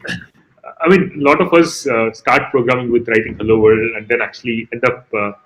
It's really, many people kind of drop off saying that programming is really hard. And in fact, I was doing a small survey to understand what is hard for programmers. It's like people say they're afraid of programming, right? I mean, so I don't understand why people should be afraid of programming. And what I realized is, instead of kind of telling people to kind of convert Fahrenheit Celsius, can we ask them to put circles on the screen? That's a lot more joyful exercise than actually putting people through Fahrenheit and Celsius or Pascal time or whatever. I mean, Yeah. I think, I mean, I have a lot of like ideas about creative coding, but I think I'll leave the stage for other people to ask if they have any questions. I hope I'm not eating into the next speaker's time. No, we're just starting it. Yeah, I think we can take a minute for a question if there are any. See if there are any questions on the YouTube channel. There are no questions on YouTube. Yeah. So yeah, Yes. hi, Ambika. Really nice Yeah. presentation. So you know, I mean, thinking about, you know, your experience as an artist, and you know, looking at culture and looking at code. I mean, the whole technology industry broadly is completely disconnected from culture in many ways. So I mean, you know, as people who work in technology, I mean, our the aesthetics of the kind of stuff we produce is not culturally relevant at all. So how do you think, you know, these like how do you introduce more culture into You know what, Rushabh, I'm so glad that that question came up, and quite honestly, we are also trying to discover these interconnections, and perhaps if you join the group, we'll have someone, you know, of your caliber to like discuss this with other people who are coming in from the creative backgrounds as well. But I think primarily why I started recreating as a session was that I found that many of the creative coding outputs that were coming were extremely mathematical, and at some point I could see that they were all looking very similar. And these were not helping anybody learn. They were just like these wow formats that everybody was just tweaking a little bit and reproducing. But I think bringing a little bit of this sort of Indian art aspect through the women artists' works was interesting for us to be able to challenge ourselves in terms of what we can learn from recreating, and then how can we apply it to, you know, the other things that we do in our world as designers or creators or makers or, you know, artists. I don't know if that really answers it, but maybe we can discuss this a bit more on the Telegram group. yeah, sure. Thank you. All right. So I'll shut off the camera and stuff, I guess. Thank I you. think there's one more question from Emil. Yeah. Sorry? Hey, Amelia, first of all, great talk. Thanks, Amil. So I had this question. So I was really interested in creative coding like a few years ago, around like 5 years ago, when I first wrote the binding, like the Ruby binding for processing, because I wanted to draw things using Ruby instead of like Java. Yeah. So, and I was actually really into it. I was even considering like making it my full-time job, like doing art using code. But then I realized that there is no money in that. Has that changed now? Is it possible for like programmers to pursue like creative coding and make a living right now? Well, if I answer this and then it like if it like backfires, I'd be really stressed. But I was just thinking. I mean, in terms of like, I think now especially with this pandemic, a couple of people have started to commission more digital work. So many from our community were able to like gain some traction, specifically monetarily from them. Of course, it was very limited and it's still very hard. But yeah, I mean, we are not able to do it. I'm doing a bunch of things, and of course, Jebgar is sort of my mainstay. But we are trying it in many ways. But it is still a bit tough. And in fact, I think in Sidesh's talk, he said that it's very hard to be able to do it with a full-time job. But I think many of the really wonderful works coming out are those people who have full-time jobs and are still, like really at it and trying to create something interesting. So maybe like soon it will be there. I think there are some artists like Harshit Agarwal. I think he's now full-time into AI and art. I just recently saw a talk of his. I don't know if there are any other who are doing it full-time. Maybe I can find out and tell you. I don't know. Thank you. All the best Yeah. for your talk. Thanks, Ambika. Yeah.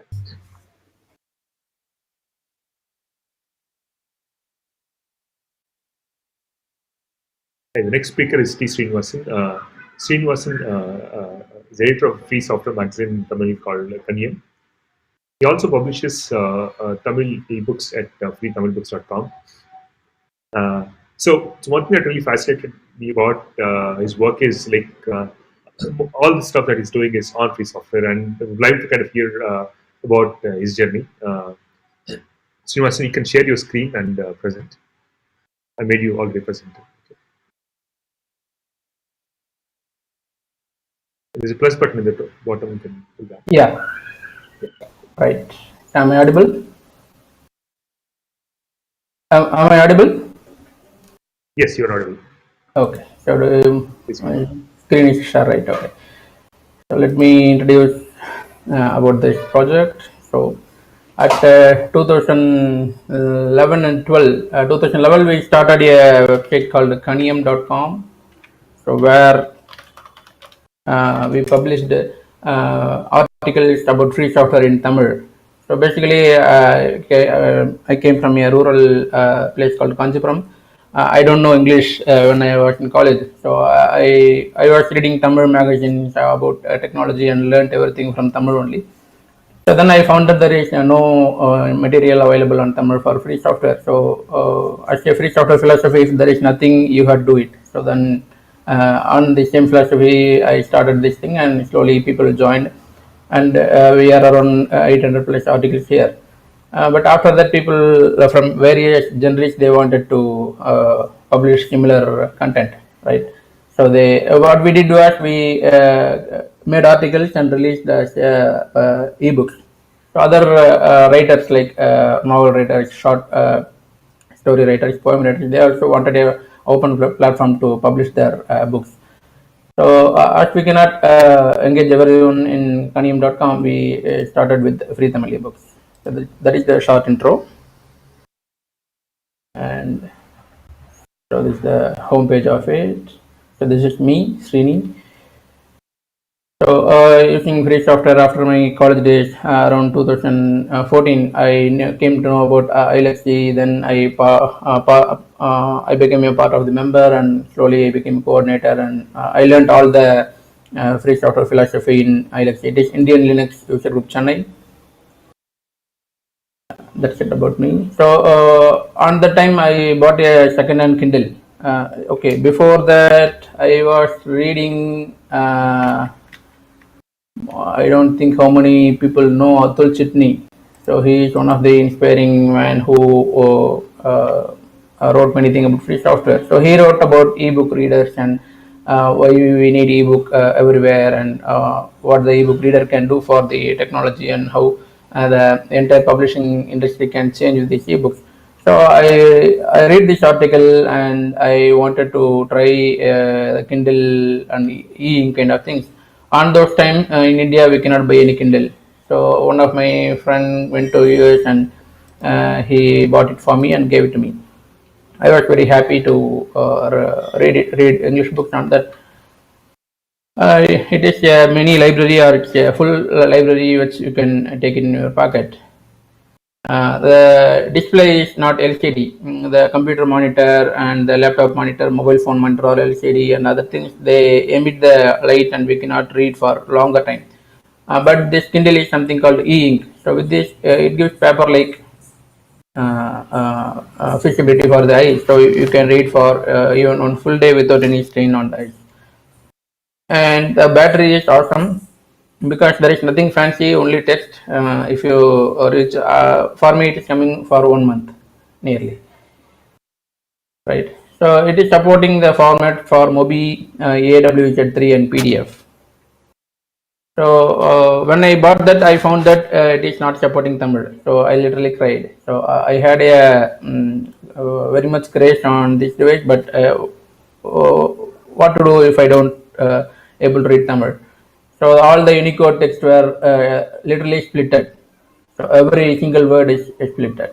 So I literally cried, and I was thinking, and I was searching all the forums and user groups for the solution. Anyhow, I want to read. So finally, we found a way to provide support for Tamil and other language. It is PDF. So the problem with the PDF is A4 PDF. It is not getting into the 6-inch Kindle. So paper size is very big, but the device is very small. So everything would be very small letters. So finally, we made I measured the display size of the device. It is 9 centimeter into 12 centimeter. So I created the PDF file for this measurement. So and I loaded into the Kindle, and everything is really good. So I was very happy. Literally, I was dancing on the day when I found this solution. So I started to read all the magazines I follow, all the blogs I follow. I made into these PDF files and started to read on this device. I really enjoyed it, but I wanted to share with my friends and fellow readers. But then I came to know about the copyright. Okay, it is really criminal. You cannot copy. You cannot you cannot share. Being came from the free software background, I really wanted to know the copyright rules. So I want to make a solution, like, so I have to read something and I have to share whatever I am reading with my friends. So then I came to know about Creative Commons. It is like in free software world we have license like GPL, MAT, AGPL, like this. Like this Creative Commons is for the non-code content. So this is for all the creative content. Like it can be a text document, or it can be a video, it can be a audio, it can be a photo, it can be image. It can be applicable for all the non-technical creative stuff. So here there are 6 kind of licenses. Like attribution is must. Apart from that, the author can allow people to make commercial or make non-commercial, or make any derivatives or not derivatives. So I got really happy to know about the legal licenses. Then I started explored about the various file formats. So there is something called EPUB, and there is something called MOBI and PDF. So EPUB is supporting all the operating systems and devices.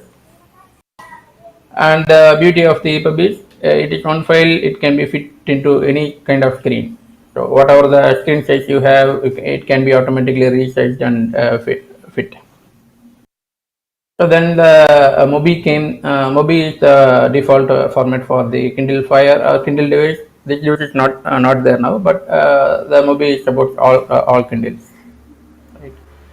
So this is the 6-inch PDF. So we found the 6-inch PDF is a good solution for the devices who don't support Tamil. So the Kindle is the one device we have, and I found that there are more devices like Sony and Nook. They don't give any support for other languages than English. So I found that the 6-inch PDF is a very good fit for any e-reader. So then we explored on how to create ebooks. So we found that pressbooks.com on the day is a very good portal where it is a WordPress plugin. You can upload all the chapters into the site as just like WordPress post, and it will taking care of exporting to EPUB and Mobi. So pressbooks.com is allowing free hosted service also. So we are exporting into these formats EPUB, Mobi, and XHTML. From there, I am generating A4 PDF and 6-inch PDF. Okay. So where are we now? So after this is my team. All the team is all our volunteers. We have around 850 ebooks released. Okay, the stats is here. Okay. So 650 ebooks here, 2,200 plus authors, 50 plus volunteers, 8 million downloads so far. So we have developed a mobile application for Android and iOS, and we have send the Kindle option also. So anybody can give their Kindle email address, and they can send the books to the Kindle directly. These are all the. Then we try to move out of Pressbooks so that people, volunteers who don't have much internet connections also contribute. So I created few applications like create ebooks and make ebooks. We make with LibreOffice Writer, and then make into EPUB and Mobi using Calibre and fix something with Sigil. And then I learned about latex, so I did a try with latex also. So which can give even find better outputs. So then on publishing to, we use archive.org to store all the files. So let me show the website. Ladies, that's it. So this is the website we have. So if you click any book, for non-Tamil people it may be Greek and Latin, but don't worry about it. So we give attribute to all the authors who made the cover image and who made the ebook and what is the license, and these are all the downloads. So EPUB, Mobi, A4 PDF and 16 PDF with the download counter. So this download counter is really exciting. So the authors are really happy to see the download counts and which file formats are getting read more. It is giving good insights. So this is the send to Kindle, but this is not active now. Right. So 685 ebooks so far. Recently we got Shuttleworth grant fund for this project. And what next? Yeah. So how we are collecting the books from authors? So we have a Google form where we can authors can we tried many formats like asking authors to send email to myself individually, that failed, and then I asked them to join a Google group and share there, that also failed. So we made this form where author can directly put all the details, and that they can choose the license, and they can upload the cover image and the book content, and that will be moved to a GitHub project. So the issues will be created automatically. So the contributors are going this, and they can click any book, and they can all the content whatever the author gave, it will be here. So they can get cover image and book content, and they can make contributing on further process. So, that's all about the project. And yeah, this is the we started with around 2012, and I want this project to be replicated in many other languages. So far, we don't have I don't see free Telugu ebooks or free Malayalam ebooks or free Kannada ebooks. So if you are in any one of you are interested in bringing ebooks to your language community, we have entire setup is based on open source only. So site is run on WordPress, the backend is archive.org. So everything is free. And if you need any kind of support, or if you want to start this kind of project in your language, we have all the free software and stack ready, so we can help you on that. And if you, yeah. Thanks, Srinivasan. It's really amazing, like the amount of work that kind of went into kind of make this possible. I'm sure have been quite, I would say, tough journey. I mean, so were there any places, times where it kind of felt like it was too much, you want to kind of stop doing this or something? Yeah, pardon? And were there times where you felt like it is too much and you want to not stop the project, what you're doing? No, there is nothing to stop because we are. This is the one of the great project where authors are reaching more people for free. And even though if I want to stop the project, authors are communicating they are ready to give the content. So when we started, people are not ready to give the content. So we have to explain about Creative Commons. That was the very toughest part here. So getting the content is easy. Author were asking, okay, I can give the content, but people should not download. They can read on your website. Their mindset was like that on those days. But now after the project is very good and people are reading through various devices and various platforms, people are really happy to read their books on many platforms. And now they are happy to give their contents. So with the and volunteers also we are slowly increasing. So we are teaching them. We have made video tutorials on how to make ebooks, how to make cover books. So everything is online, and we can train any volunteer easily. So I think things are going very fine, but not. Initially, we thought that 1,000 books per year, but it became 100 books per year. But it's okay to go slowly. Amazing. I mean, it's quite an amazing and inspirational journey. Thanks a lot. Yeah. I think there are some questions in the chat window. I think Bon is asking. Yeah. I'm just saying excellent work. Yeah, and everyone is really appreciative of your work. Thanks a lot. I'd love to learn more from you and see if something can be applied to other languages, like you said. Share my email. I'm sharing my email and number, so anybody can contact me if you want to simulate in your language.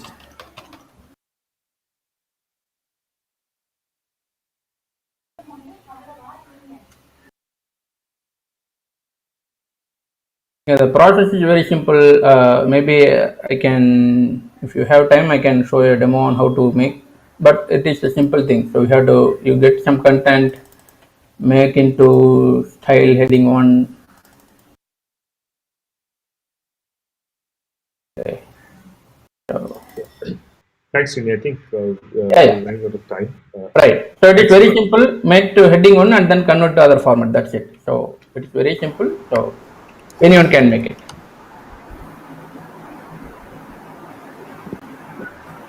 Right. So I'm done with my show. Yeah. Thanks, Srini. Yeah. Thanks. Yeah, Anand, can you hear me? Yeah, I made you present too. Okay, so you can either use the slides. I can use the slides. Okay. Or you can share your screen, whatever. Or I can share my screen. Thanks. So let me. The next speaker is Jitin. Jitin is a maker. I heard him talk about QtPy and EXP in a Makerville conference recently. I thought it's wonderful to introduce these things to the FOSS Meet audience. He's going to talk about QtPy, a microcontroller that runs Python. It's completely built here, so it's wonderful to kind of know how is it, what is it, and what all things, what all interesting things they have been doing with it. Over to you.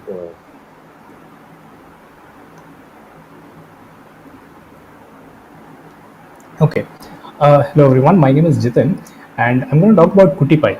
This is a microcontroller training utility which uses Python to make it easier to learn microcontrollers.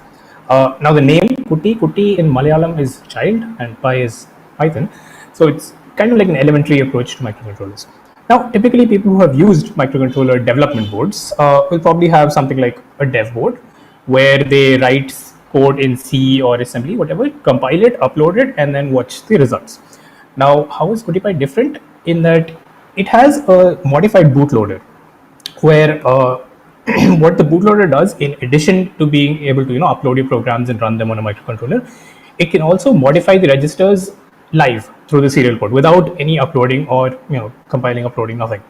So on the firmware, that is, this is an Atmega 32 based dev board.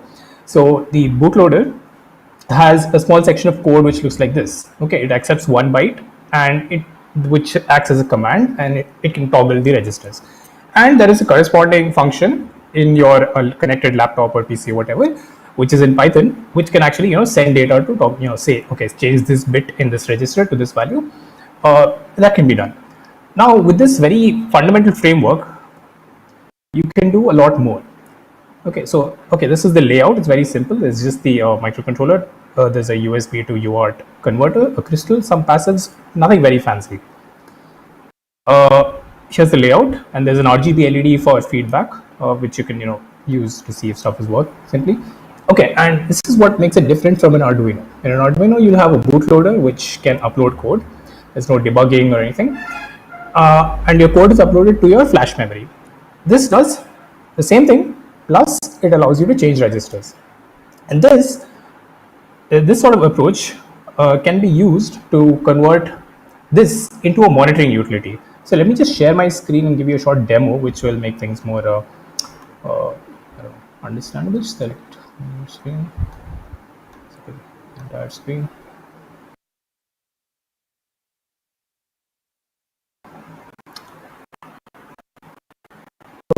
My screen is being shared, and board here, UI is the UI is by here, and as you can see, it looks pretty much red meaning no and green meaning that's the flicker. Okay, so this is the interface, and this protocol is being handled loaded. Various things like a particular pin E7 is connected to the blue, right?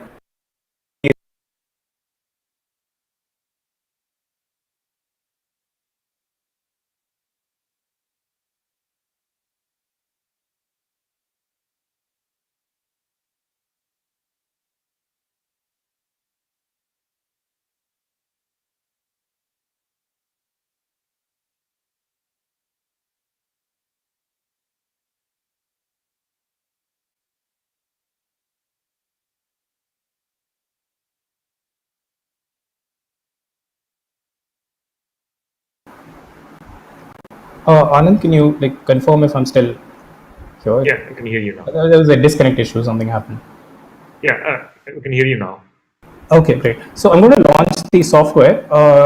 Could you hear me while I was talking about the software? No. Yes, but I think your voice was breaking when you were speaking, when you were sharing your screen. Maybe the bandwidth issues, I guess. Is it now? Still breaking when you share your screen. If you share your screen, we can't hear you.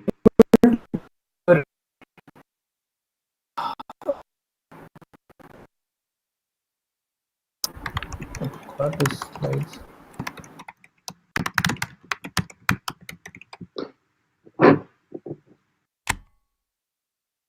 Yeah.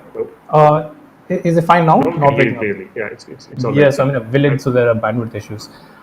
So what I was showing was that with the screen share on, is that the software mirrors the hardware. It allows you to access each pin, or toggle the input states, the output states, monitor the communication protocols available, etc. So I'm going to have to stick to slides if there are bandwidth issues. So yeah, what you see here is a screenshot of the software where each pin can be set either as an input or an output. This is all you can toy around with their states. You can also read connected sensors through the I2C port. Right, so normally pretty much all of microcontroller programming revolves around registers and toggling their bits, and instead of compiling and uploading code, you can directly access a register, toggle a bit, and watch the corresponding change occurring in the hardware. Now, yeah, you can do fancier things, like you can control motors, etc., all through Python. So it's like a Python real-world bridge, which has pretty much no expense except your microcontroller dev board. So, for example, in this screenshot, what you see is that I have a glass syringe, and at this end, I have a very cheap BMP 280. It's a pretty low-cost sensor which monitors pressure and temperature. And the pressure you see here, 1519 millibar, is the pressure inside the syringe. So very simple experiments at the school level, for example, what happens when you change the volume of a sealed container, what happens to the pressure, that sort of stuff can be demonstrated with this. You can also plug in your device to an Android phone, and the same protocol is used. There's a simple app which I put in the Play Store, which can also do pretty much what your PC app can do. Okay, so you can also take your regular Arduino Uno and you can upload the firmware which you'll find here for the QtPi and convert the Uno to have additional features associated with the QtPi.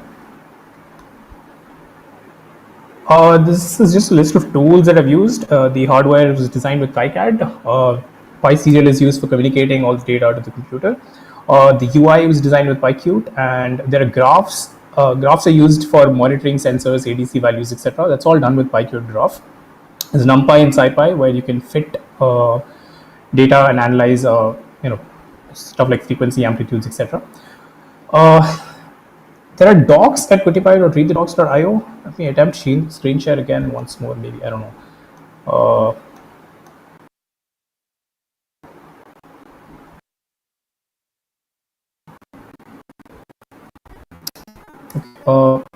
So this is the QtPi page. Can now.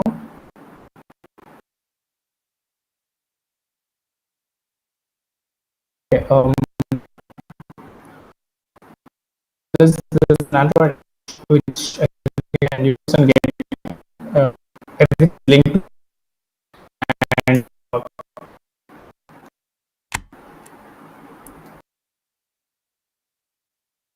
the entire software can be packaged for Windows as well as Linux. I've used PyInstaller with a combination of setup for Windows, and on Debian-based systems, of course, deb files can be prepared. And it's also on the standard repository in Universe, I think. We have a maintainer who's handling it. And the UI can be translated. It has been, but screen share unfortunately is not working, so I can't give demos at this point. And so if you want to check out the entire material, you can either visit the page for QtPi here at zsparkresearch.in/QtPi, where you'll find animated GIFs and all for the various features. Or you can go to the Read the Docs page at QtPi.readthedocs.io.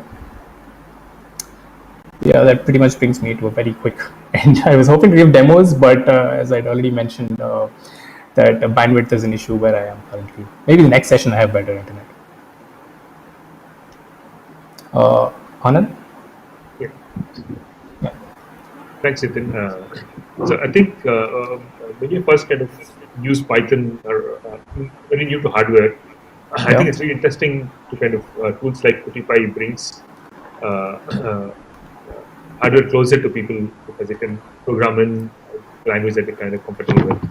And also, it's so simple that even children can actually play with. So one thing that I want to ask you is like, if you look at like people who are doing this kind of work elsewhere in the world, for example, if you look at BBC Microbit, etc., they get so much of get to know good so quickly. Why is QtPi has been around for so long? Why people are not hearing about it?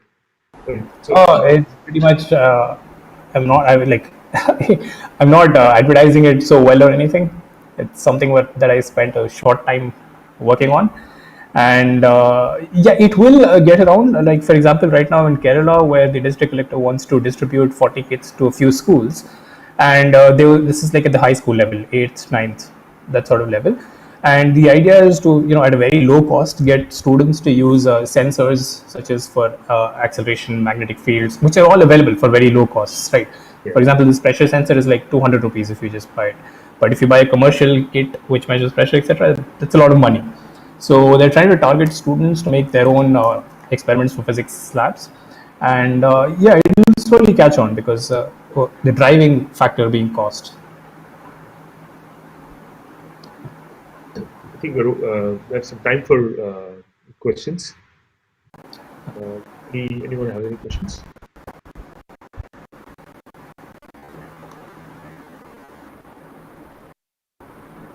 There's a question from Meera. Is it compatible with JavaScript libraries?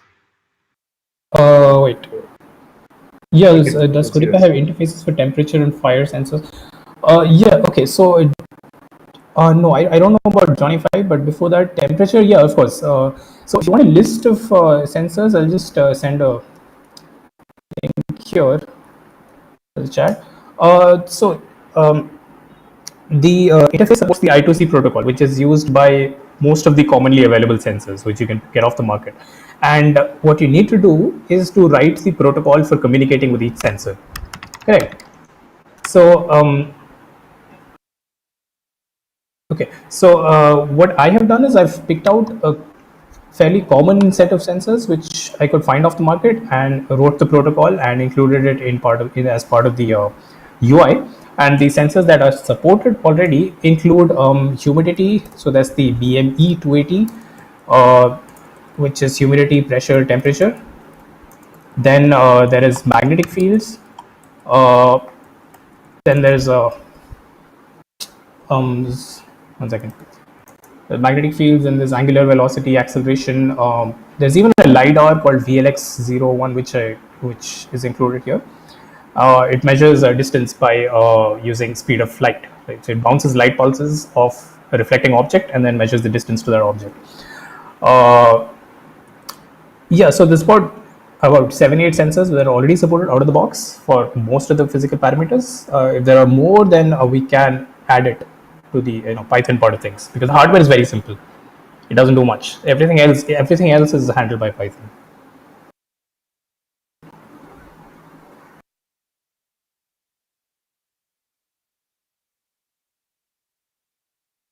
Can the QtPy desktop application be used with other microcontrollers? Okay, so the only thing you need to do is that write the QtPy protocol in whatever microcontroller you want. So I have only used Atmega 32, 3280 because that's there in the Arduino Uno and the Nano. Yeah, so that's where we are. And the hardware that I have here looks sort of like this. This 32 is broken out into pins for each port, and there's an RGB LED on board for trying out stuff.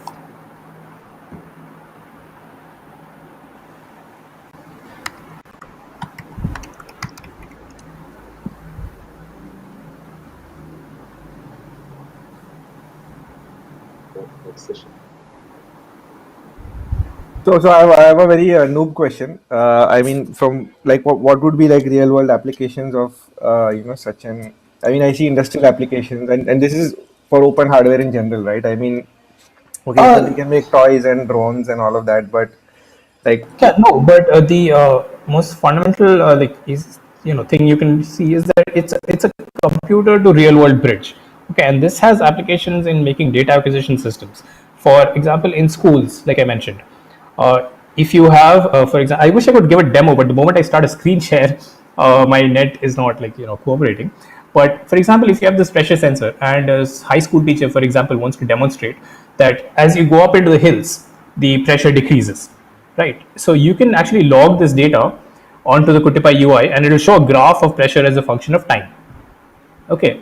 Now this little sensor, which costs less than 200 rupees, if you raise it from here to here, you can actually see the temperature, the pressure dropping. Like you can visualize it, and it's going to stick with students. It's going to make a bigger impact as far as learning is concerned.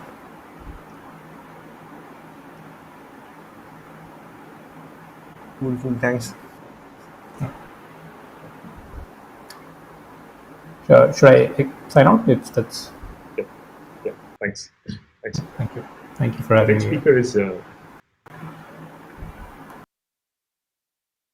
Next speaker is Emil. Emil is a creator of a new programming language called Fika. It's based on the Erlang VM. We heard a bit about Fika in the FOSS hack, and we want to kind of hear about the progress and then what exciting things are waiting for us in the Fika language. Over to you, Emil. Hey everyone, I'm actually sharing my screen. Can you? Do I have the same issue? Like, can you hear me? We can hear you. All right. So thanks, Anand, for the intro, and thank you for organizing this meetup. There've been like a lot of interesting talks. The one about Signos getting into YC. So fun fact, like I was also in YC. That was winter 19. So it's great to see a lot of Indian companies getting into open source and building dev tools, like open source dev tools. The second fun fact, I think you already mentioned that is, even though Fika started, like the concept of Fika started like a long time ago, the first open commit actually happened during FOSS hack that happened in September 2019. September 2020. So yeah, so let me start this talk. So this talk is about Fika, which is a programming language. All right, let's go. So my name is Emil. If you have any questions about this talk, or if you want to ask me anything, you can ping me on Twitter. So this is my Twitter handle. All right, I'll start with, so this is going to be the structure of this talk. I'll talk about the motivation for creating Fika Lang and what Fika is actually, like how it works, and a quick demo of Fika, like some of the features, and some maybe introduce you to some of the syntax. And then I'll talk about how you can help. So a fair warning before I start, Fika Lang is super early. So everything that you see today might change maybe like next week or the month after. So maybe don't think that Fika is going to look like this forever, right? So the syntax and everything might change. The second thing is that I don't have a PhD in PL theory. I'm actually a noob when it comes to designing programming languages. And you might see some buggy and stupid code as we show some code. So if you look through the Fika source code, you might see something really stupid. But please remember that this is an MVP and things might change. I'm hoping that people who are smarter than me will come along one day and then improve it. So first, the motivation. So most of you are programmers. You do programming to make a living. So you know that when you work with the team, and when the team starts pushing code and the code base becomes larger and more complex, you might have seen this very common symptom, that is developers start doubting their own code. They start losing confidence, and they really doubt the code that they themselves have written, right? So this is a common symptom that we have observed, and I've been working as a consultant for a long time, so I've seen this in like a single person team when the code base becomes larger, or even like large teams when they collaborate on different microservices. But what is interesting is what happens, like how these companies try to solve this problem. So what they usually do is they'll probably hire a lot of developers. They might try to rewrite the whole thing in a new stack, or they might even try to split everything into smaller microservices, hoping that it's easier to manage as smaller services. So there are many solutions. So some people, they actually put elaborate processes in between like their dev environment and production, so that everything is like going through a very strict check, right? And a process that is really having a lot of reviewers, right? So there was one incident when I was working as a consultant where I was working for a payment gateway company. So they had these microservices which talk to each other to get the transaction processed, right? So eventually what happened was people started losing confidence in what they were pushing to production. And the way they tried to solve this was by halting development for an entire day, where everybody from different teams would come together in a room and they discuss what changed and then only push forward. So this was really frustrating for the team. And actually, this was the day when I realized that, hey, is there anything that we can do to help developers ship faster and with more confidence? So this problem is not just a psychological one. It actually costs money to companies. So this is a slide from Stripe's developer coefficient report. So this is actually a survey that they did, and it mentions that there is an $85 billion cost involved with bad code. This includes like technical debt and bugs. So the amount of time that developers actually struggle fixing code and fixing bugs is actually significant. You might know this person. This is Joe Armstrong. He is the creator of Erlang. So Erlang is a language that's been around for 30 years or more. And only now people are starting to realize the potential of Erlang. Actually, like things that people need right now, they've already been solved. Like many of them have already been solved in a language that is around 30 years old. So Joe Armstrong, I would consider a smart person, right? You would too. So he shared an anecdote in one of his talks at a conference that he presented. So he talked about wanting to create his presentation in a JavaScript tool. So he wanted to write his slides in HTML and then present it in using a tool that was written in JavaScript. So when he tried to run it, it didn't work because it said you don't have Grunt installed, and he was confused. So he went to Twitter and just copy pasted the error message and said, "Hey, somebody help me." And someone offered to help, and he said, "You don't have Grunt, so just download this." So he installed it, and then when he tried to run this again, it said your Grunt path is incorrect. So then he gave up. So this is actually the creator of a language getting stuck with a dev tool, right?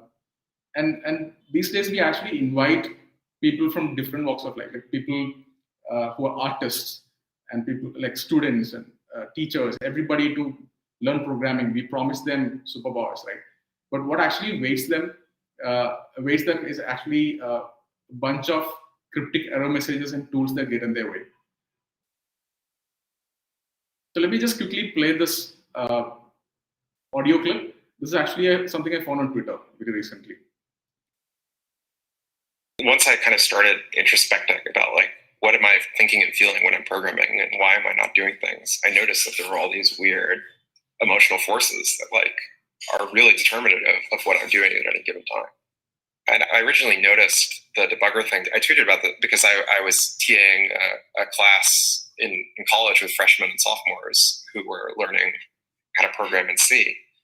And they hated using the debugger. Like they would do almost anything to avoid having to pull up the debugger. And again, it's always tempting to tell them.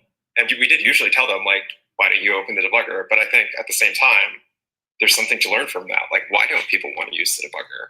I think whenever people have to switch between what feel like different tasks, that's always a huge barrier. It's like a huge task switch from just like coding and running your program to, oh, now I have to use this different debugger interface that I maybe don't use that often.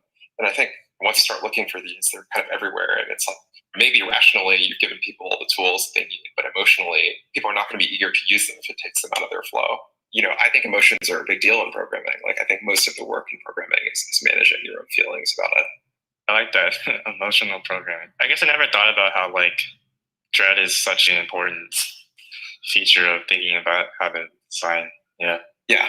Like it's not sufficient to just give people a tool that theoretically does the thing. It has to be integrated in the experience in a way that works emotionally. So he talks about how we have to overcome that emotional barrier, right? There is always a dread in using these tools, like dev tools have this dread somehow associated with them. So what happens is that when developers cannot get that really tight feedback loop, when they cannot quickly make progress and see feedback, then coding actually feels like a drag. So if you have noticed the trend, like we saw the talk about creative coding, right? When people can actually see, like visualize the code they've written really fast. Or if you talk to React developers, right? Why do people start programming with something like React? I have seen a lot of students trying to learn React as the first thing without knowing anything else, right? So it actually gives them that feedback loop. Like, why do people write HTML as the first thing? So it is really easy to see what they've see the effects of what they've done just by using something like HTML or maybe like creative coding, right? So this gives them the joy, that pleasure of moving fast and seeing, like when they can actually see the effects of programming when things move as fast as their minds, right? So we have to bring back this feeling to like web developers, like people who build backends and people who build large systems. Is it possible? So this was the question. So the question was, how can we get developers to write code confidently and ship it much faster? So that's how Fika started. The goal of FikaLang is to be the fastest way to build web apps that don't crash. So this is actually a very bold statement, and I actually didn't want to make this this claim or this goal in a highlighted way in my first talk that I gave after the FOSS hack. But I think now we are slowly getting into a better position where we can actually reveal more about FikaLang and what it wants to do. So how we're going to do it is basically by creating not just a language, but actually a programming environment that feels like Dropbox for code. So what I mean by Dropbox for code is that it should just work. Like when you write code and when you try to deploy it, it should just work. So I'll have a demo of this later. Like I have a simple web server that I've written in FikaLang, which you can see live. So what is FikaLang? So FikaLang is actually a statically typed programming language, which has a clear separation of pure functions and side effects. And it compiles to Erlang, so you can run this on an Erlang virtual machine.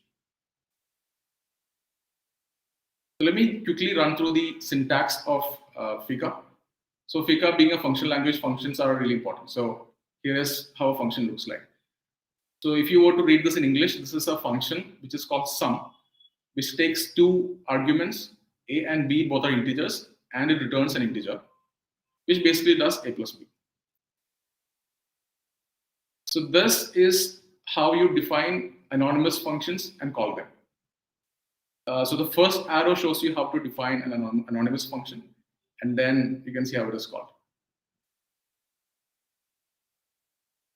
So we have lists and tuples. So lists are basically a homogeneous collection. So we have, if you want to group things of the same type together, which can grow during runtime. So this is a good fit for lists. Whereas tuples are basically a small group of things of different types, which you might want to group together because it's convenient to pass around to different functions. And the shape is fixed during compile time. You cannot change it during runtime. We also have records, and records are data structures which you use for storing things like a user record that you get from a database, or if you want to create like an address or something like that. So you already know the shape, and you need convenience around how to access the fields. So this is when you would use records. Think of them like named tuples, basically. We also have maps. Maps are basically key value pairs, right? So this can grow dynamically, but the keys and values are defined during compile time, and the types of keys and values are defined during compile time. So these are like lists which grow during runtime, but it's basically key value pairs. We also have side effects. So as I mentioned, we separate side effects from the pure functions. So this is important because the way Fika works is basically like it live deploys, like the code is always deployed. So there is like one production environment and everybody just works on against the production environment. So how do you make sure that code is safe? So when you work with teams, how do you make sure that code is safe? So there are two ways we do it. That is, one, we have static typing. And then the second important thing is that we have like a separate effect system. So the system would say which function would have a side effect and which would not have. So this is how a side effect would look like. So here we're trying to get something from IO and like put something to the IO. So this is IO effect. So you can see the type signature says effect of string. So this just says greet is a function which might have a side effect. I mean, it has a side effect, and if it works, it might give you a string. So that's what it means. We also have interop with Elixir and Erlang. Because we are compiled to Beam, we can actually make use of all the libraries that have ever been written in the Erlang ecosystem, which is actually huge. So think of something, think of any library that you can imagine in Ruby or JavaScript. You will probably have it in Elixir or Erlang because it's been around for such a long time.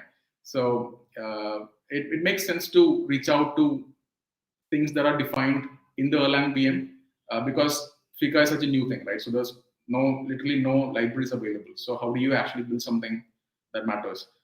So you need to use libraries from the Beam. So this is how you do it. So you actually define external functions like, so here you can see str_length and list size, which are two functions. which are actually defined outside Fika, but you can use that inside Fika, right? So this is an example of that. Fika also has all the operators that you would expect from any reasonable programming language, like plus, minus, division, less than, greater than, etc. We also have if-else expressions. Remember that every if should follow an else. So we should have like if-else, and just having an if is not valid in Fika.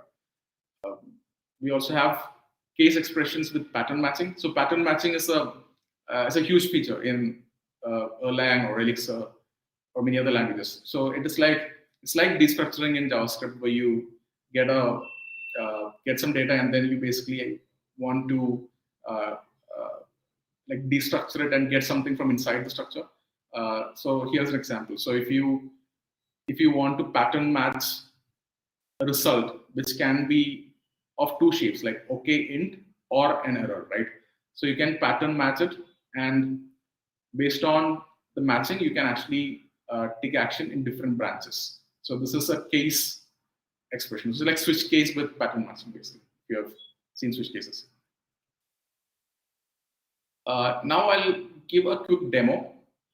So the thing that I would like to demo now is basically how you deploy code. So as I mentioned, the experience that we envision for Fika is basically something like Dropbox for code. It's like when you write something in your editor, imagine your dev environment being always connected to the cloud. And when you change something in the editor, it automatically gets deployed to the cloud in a safe way. Now, you might think that it is actually really going to be catastrophic because people might work on different computers, and then what will happen if people change the same code, or if you have database migrations, right?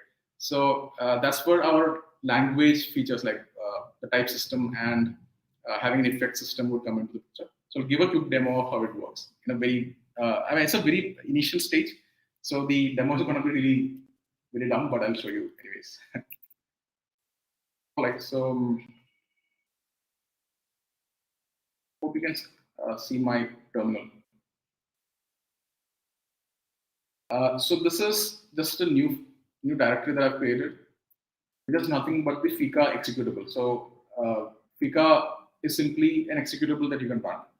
And what happens when I run this is, before that, I have set two environment variables. So one is a Fika dev token. So this is like an API token, right?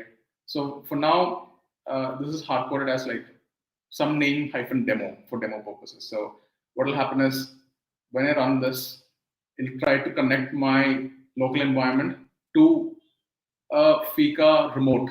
So it's like Git local and Git remote, where like Fika also is running on the cloud, and your local environment actually connects to it using this dev token. So I'll just run Fika.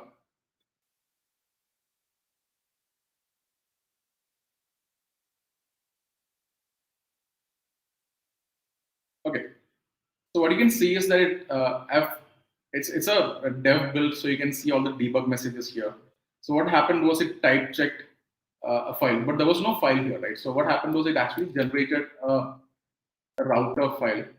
So this is basically a placeholder file. It's like some boilerplate which helps you get started with.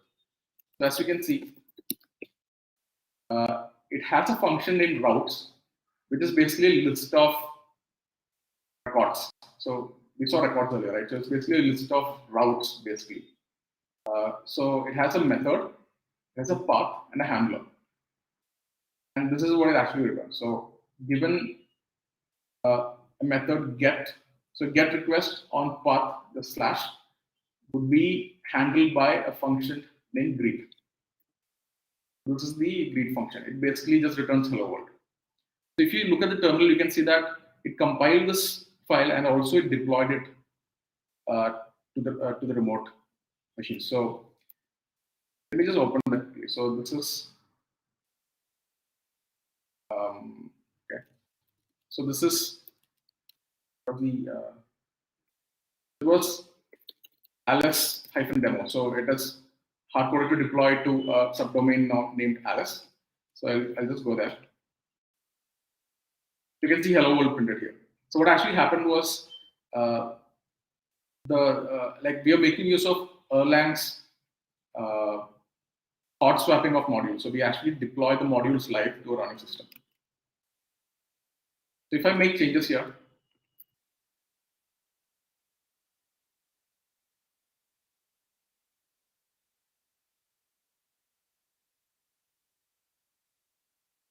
you can see that I didn't actually have to do any Dockerization or like any. I didn't have to stop a system and restart it or nothing like that. It basically just took my my code, compiled it into syntax tree, and basically recreated that in the remote server.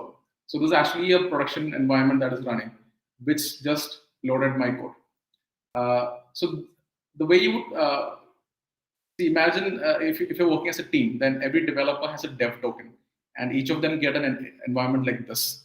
And there is obviously like a production environment as well, which is derived from your, let's say, your main branch on GitHub.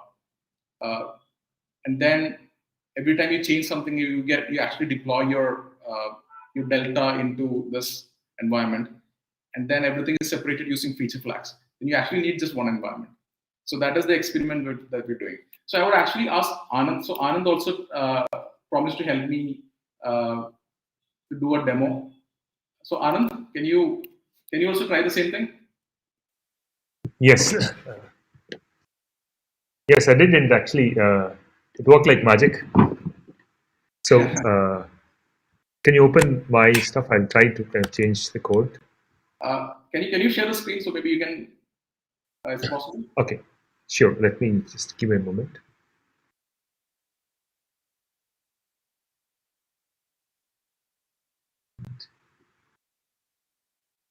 Yes. So I'm going to take the presenter.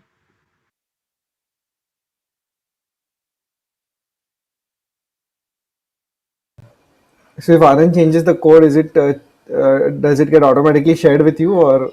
So Anand will also be connected to the same remote. So he's also set the environment, the same environment variable. So you can also try. So if you want to do it, you basically just get the release binary from GitHub, and then you just what's the URL again? It's HTTPS. Okay, I'll just share my screen. No, you can't share now. I've taken the control. I forgot the URL. Is that correct? No. Wait a minute. I think you have it on mine. It's https://fikaapp.com/code. Okay. And it has to be some name -demo. Only then it would work, because so any name -demo would get deployed to that name dot somebody. It's .com or .io? .com/code. Wait a minute. I think you shared it with me just now. Yeah. Oops. I think it's just Anand. Yep. So this is already set up. Okay. So hello. I've changed it here, and it's live. So I just did the same thing that you shared with me. I ran that Fika command, and the code is here, and the browser is here. And whatever I change, it's kind of getting out.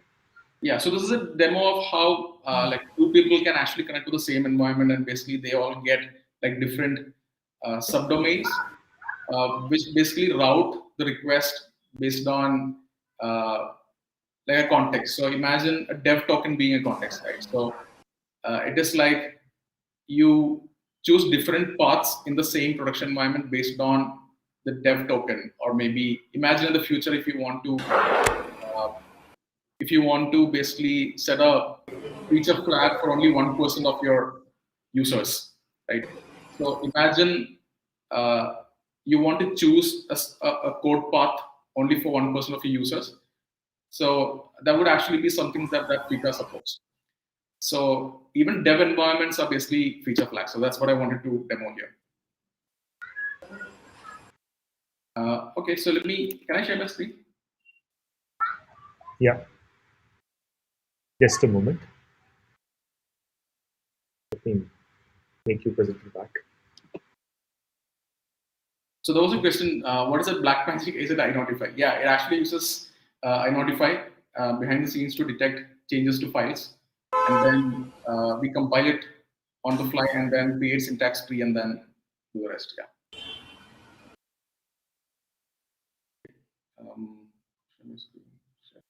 You are presenting now. Yeah, all right. So yeah, that was a demo. So where are we going next? And how you can help, right? So these are the top things on a to-do list right now. So if you want to contribute, these are some areas which would really like some contributors right now. So the first thing is we want to improve the error messages, the diagnostics of our compiler. So because we are a statically typed compiler, we actually have a lot of information in our hands. And we have the opportunity to tell our users, hey, this is why you have a compilation error, and this is how you got to fix it. And basically help them figure it out and don't get in their way, right? Like, as I mentioned, dev tools have this, they're notorious for getting in the way and having to do a context switch. So do it in a way where there is that flow state where error messages are really friendly and really easy to fix. We're also working on our standard library. Any good language needs a good, rich standard library. Fika is focused on just web developers for now. So we are focused on creating a standard library, which is going to be like a batteries included stdlib for web development. So you would have everything that you need for web development, basically. We also are working on, or rather thinking about working on a code formatter which would compile, like get the syntax tree and then generate the code like Go format or like Elm format. Also, we are going to build custom types of, as you've seen in the router, we actually had this big, ugly looking route, right? Like the type for the route. So we're going to create custom types where you can create new types. And after all this, we're hopeful of creating our first CRUD app, like the first web app with CRUD capabilities using Fika. But if you're not really confident about like coding in like maybe coding in Elixir, because we use Elixir for Fika's compiler, like it's 100% written in Elixir. So if you're not really confident about that, but if you have some ideas, like if you're passionate about creating dev tools or the user experience of dev tools, I think you should still talk to us because we need ideas on new dev tools, like what are the things that we can create for better developer experiences, like how about a trace of all the requests that you like. Can I record something on production and replay it on dev environment, because now that both these environments are connected. Or if you want to give feedback to the syntax, because the syntax, as I said, is going to change, because it's not going to be something that I want the language to have. It should be something that the majority of the users would want, right? So if you have feedback on the syntax or how something should work, you should talk to us. Or if you want to live on the edge, if you want to be an early user, like if you're building something like a hobby project and you want to use something like Sinatra in Ruby or like Express.js in JavaScript, but you would like to use something like use a language with a type system, then probably you should talk to us. So how to find us or how to be part of the community? So you can join the Discord server, which so the link of which is in the README on GitHub. So if you go to fika/Fika on GitHub, you can see there is a Discord server. There is also a mailing list, and you can find my Twitter handle. Also, there is an email address for FikaLand. So you can reach out in either of these ways. I would recommend join the Discord server because I usually am there like all the time. Also, there are other people who might help you out with getting started with Fika contribution. That's all. Thank you.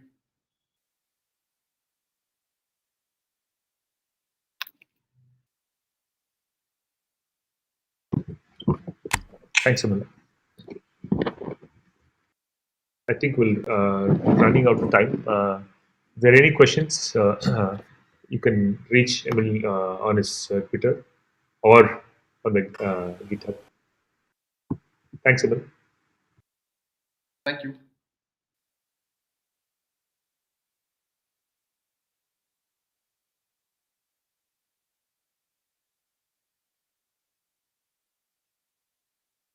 We have one more session there from Nikhil.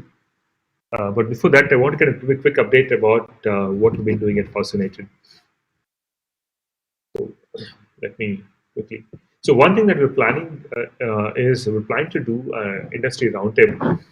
The idea is to kind of get engineering leaders from the IT industry in India and kind of discuss about how they use FOSS in their organizations and what's the role of FOSS in the journey been and what steps we can take to support FOSS ecosystem in India. So one thing that we all know is India consumes quite a lot of FOSS, but it doesn't contribute quite as much.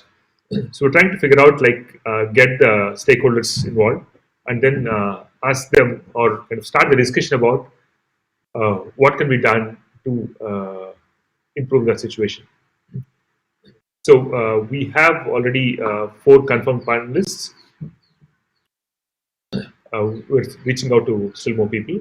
So we have Vinayak Hegde from Microsoft, Mukund Acharya, VP of Engineering, Hotstar. We have Jyoti from Intuit and Ramesh Padsarthi from Freshworks. So we're trying to kind of get reach out to people from diverse industries. For example, we want to get some from SaaS and some from budding startups and some from service industry. We reached out to Infosys and also Flipkart and Red Hat. We'll see if that turns out. But the plan is to have the session at Saturday, next Saturday, 6 to 7 p.m. It's going to be a panel discussion. We'll also live stream it on YouTube. So that's something that we're quite excited about. If you have any suggestions or something, please share with us on the forum or Telegram group. Bishop, if you want to come and add anything, please join now. No, awesome. Looking forward to the roundtable. The next, so I've been kind of trying to do understand how people learn programming and then how do the people see programming in India. So I started a small survey to kind of figure out what people do. Okay, so these are people who are in 3rd year and 2nd year computer science, or some of them, most of them are computer science. So this is kind of unfortunate state of affairs today. A quarter of them are afraid of programming. They're in computer science and they're afraid of programming. And a major chunk of them kind of can write small programs. That means they can write some 10, 20 lines of programs. There are very few who have built reasonably complex stuff in their college. So it's really kind of quite sad to kind of see this. And the other question I ask is how many hours do you spend? You spend less than 5 years. Talking about people who are doing computer science, right? I mean, it's kind of quite sad. So one thing that we're kind of asking is what we can do to change this. So we want to see if we can understand the problem and then see if we can actually start programming courses which will actually help the people go from 0 to 1, remove the fear of programming and make them comfortable with programming. So we're trying to see if that is possible. So we'll start some experiments soon and then see how it turns out. So one of the things that we think would work is using some traditional approaches, use creative coding or electronics as a medium to kind of generate interest. So we'll see how it goes. That's all the updates from FOSS United so far. I'm happy to take any questions.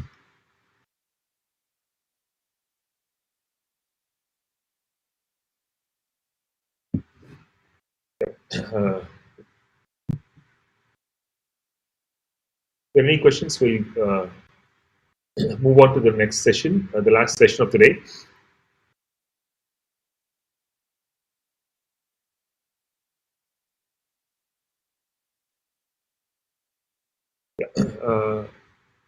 The next session is mess management software built by NIT Calicut students. Nikhil and Amal, are you here? Could you please on the stage? Hello. Yeah, Nikhil, you can start your video. Okay. Hello. Is it visible now?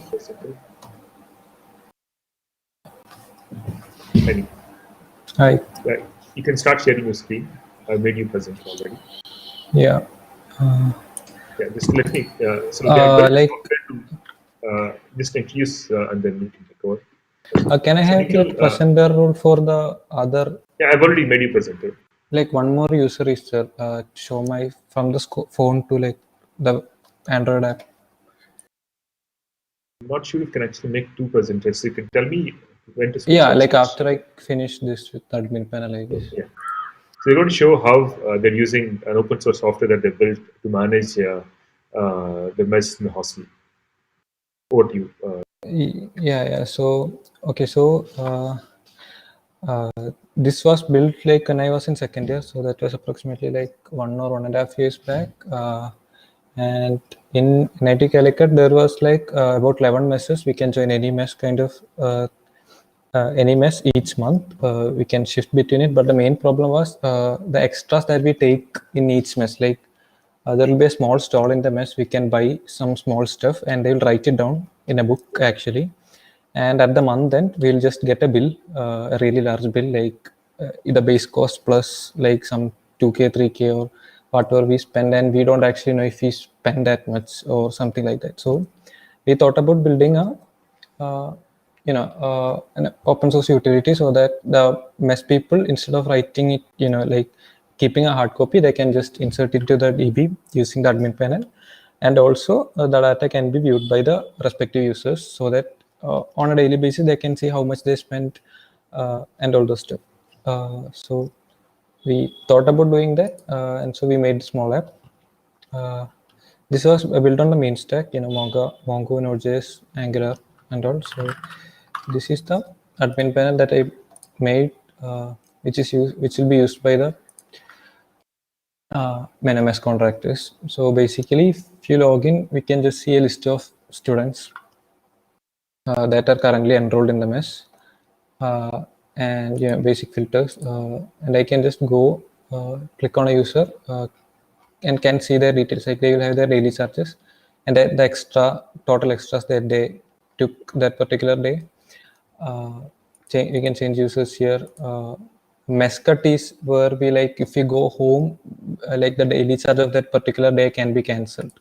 So we have a mess cut feature so that on weekends or something, the mess contractors can cancel this, and we can view if it is actually done or something. And then we have the add dues section where we can add dues, basically extras that we buy. For example, if I take this user and add like some maybe 20 rupees and I bought like lace or something on like today, you can add the due, and the due will get processed and get added in the backend. Like as you can see, like today is the 13th and here it's 70. Like I tested it before and I added a 50. Now the 20 more, I got like 70 extra is added. Like I will just store the Android app that the students can use.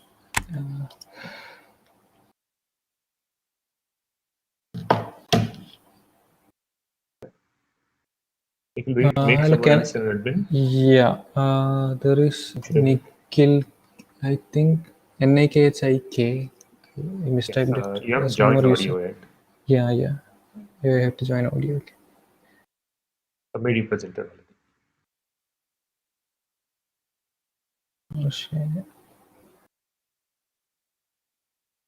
Can't exactly see the button in the. Oh.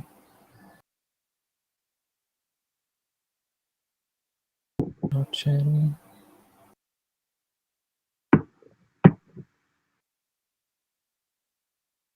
Yeah, we just could see that. Yeah, but that's my front cam, right? Like, I think you can share the screen. Don't share screen. No, I can't see an option actually. I think I guess shows from your video. That's probably okay that's for now. better actually. Can you see something? Yeah. That's bad. Yeah, so basically it's just a small web app. It just shows a. I think it's not really visible. I think Yeah. not really clearly visible, but I think it's quite nice. I think scratching your own itch. Yeah. Yeah. So just a small app that we built like when I was in second year, third semester actually. So yeah, we opened.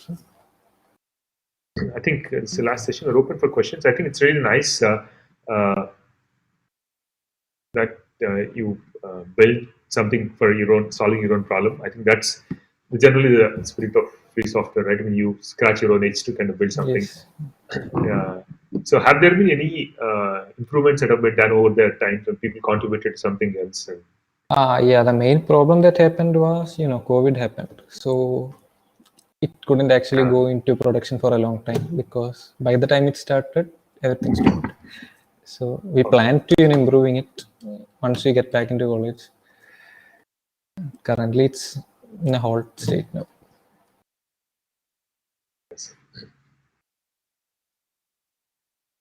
Any questions? Let me see if there are any questions. Yeah. Yeah. Okay.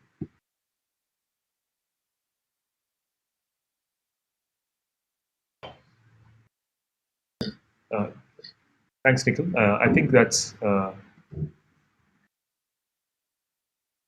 think we're done for today. Thanks a lot. I think it's quite a wonderful session. I mean, we have quite diverse speakers from self-hosting to system software to creative coding and hardware and design program language. I think it's quite a wonderful session. Looking forward to see you again next meetup. Again, second Saturday, same time. Banu has a question for me. Banu, this actually from I've shared the things in the circles, and I got a lot of things from actually tier 2 colleges, not really in Bangalore. So a lot of I've got some from Guntur, some from Vizag, and there are some which I've got in also Pune and IIT Bombay, etc. Got it. Thanks, Harun. Thanks, everyone. That's ends that session. Have a nice weekend, and we'll see you next month and on Telegram group. Bye bye.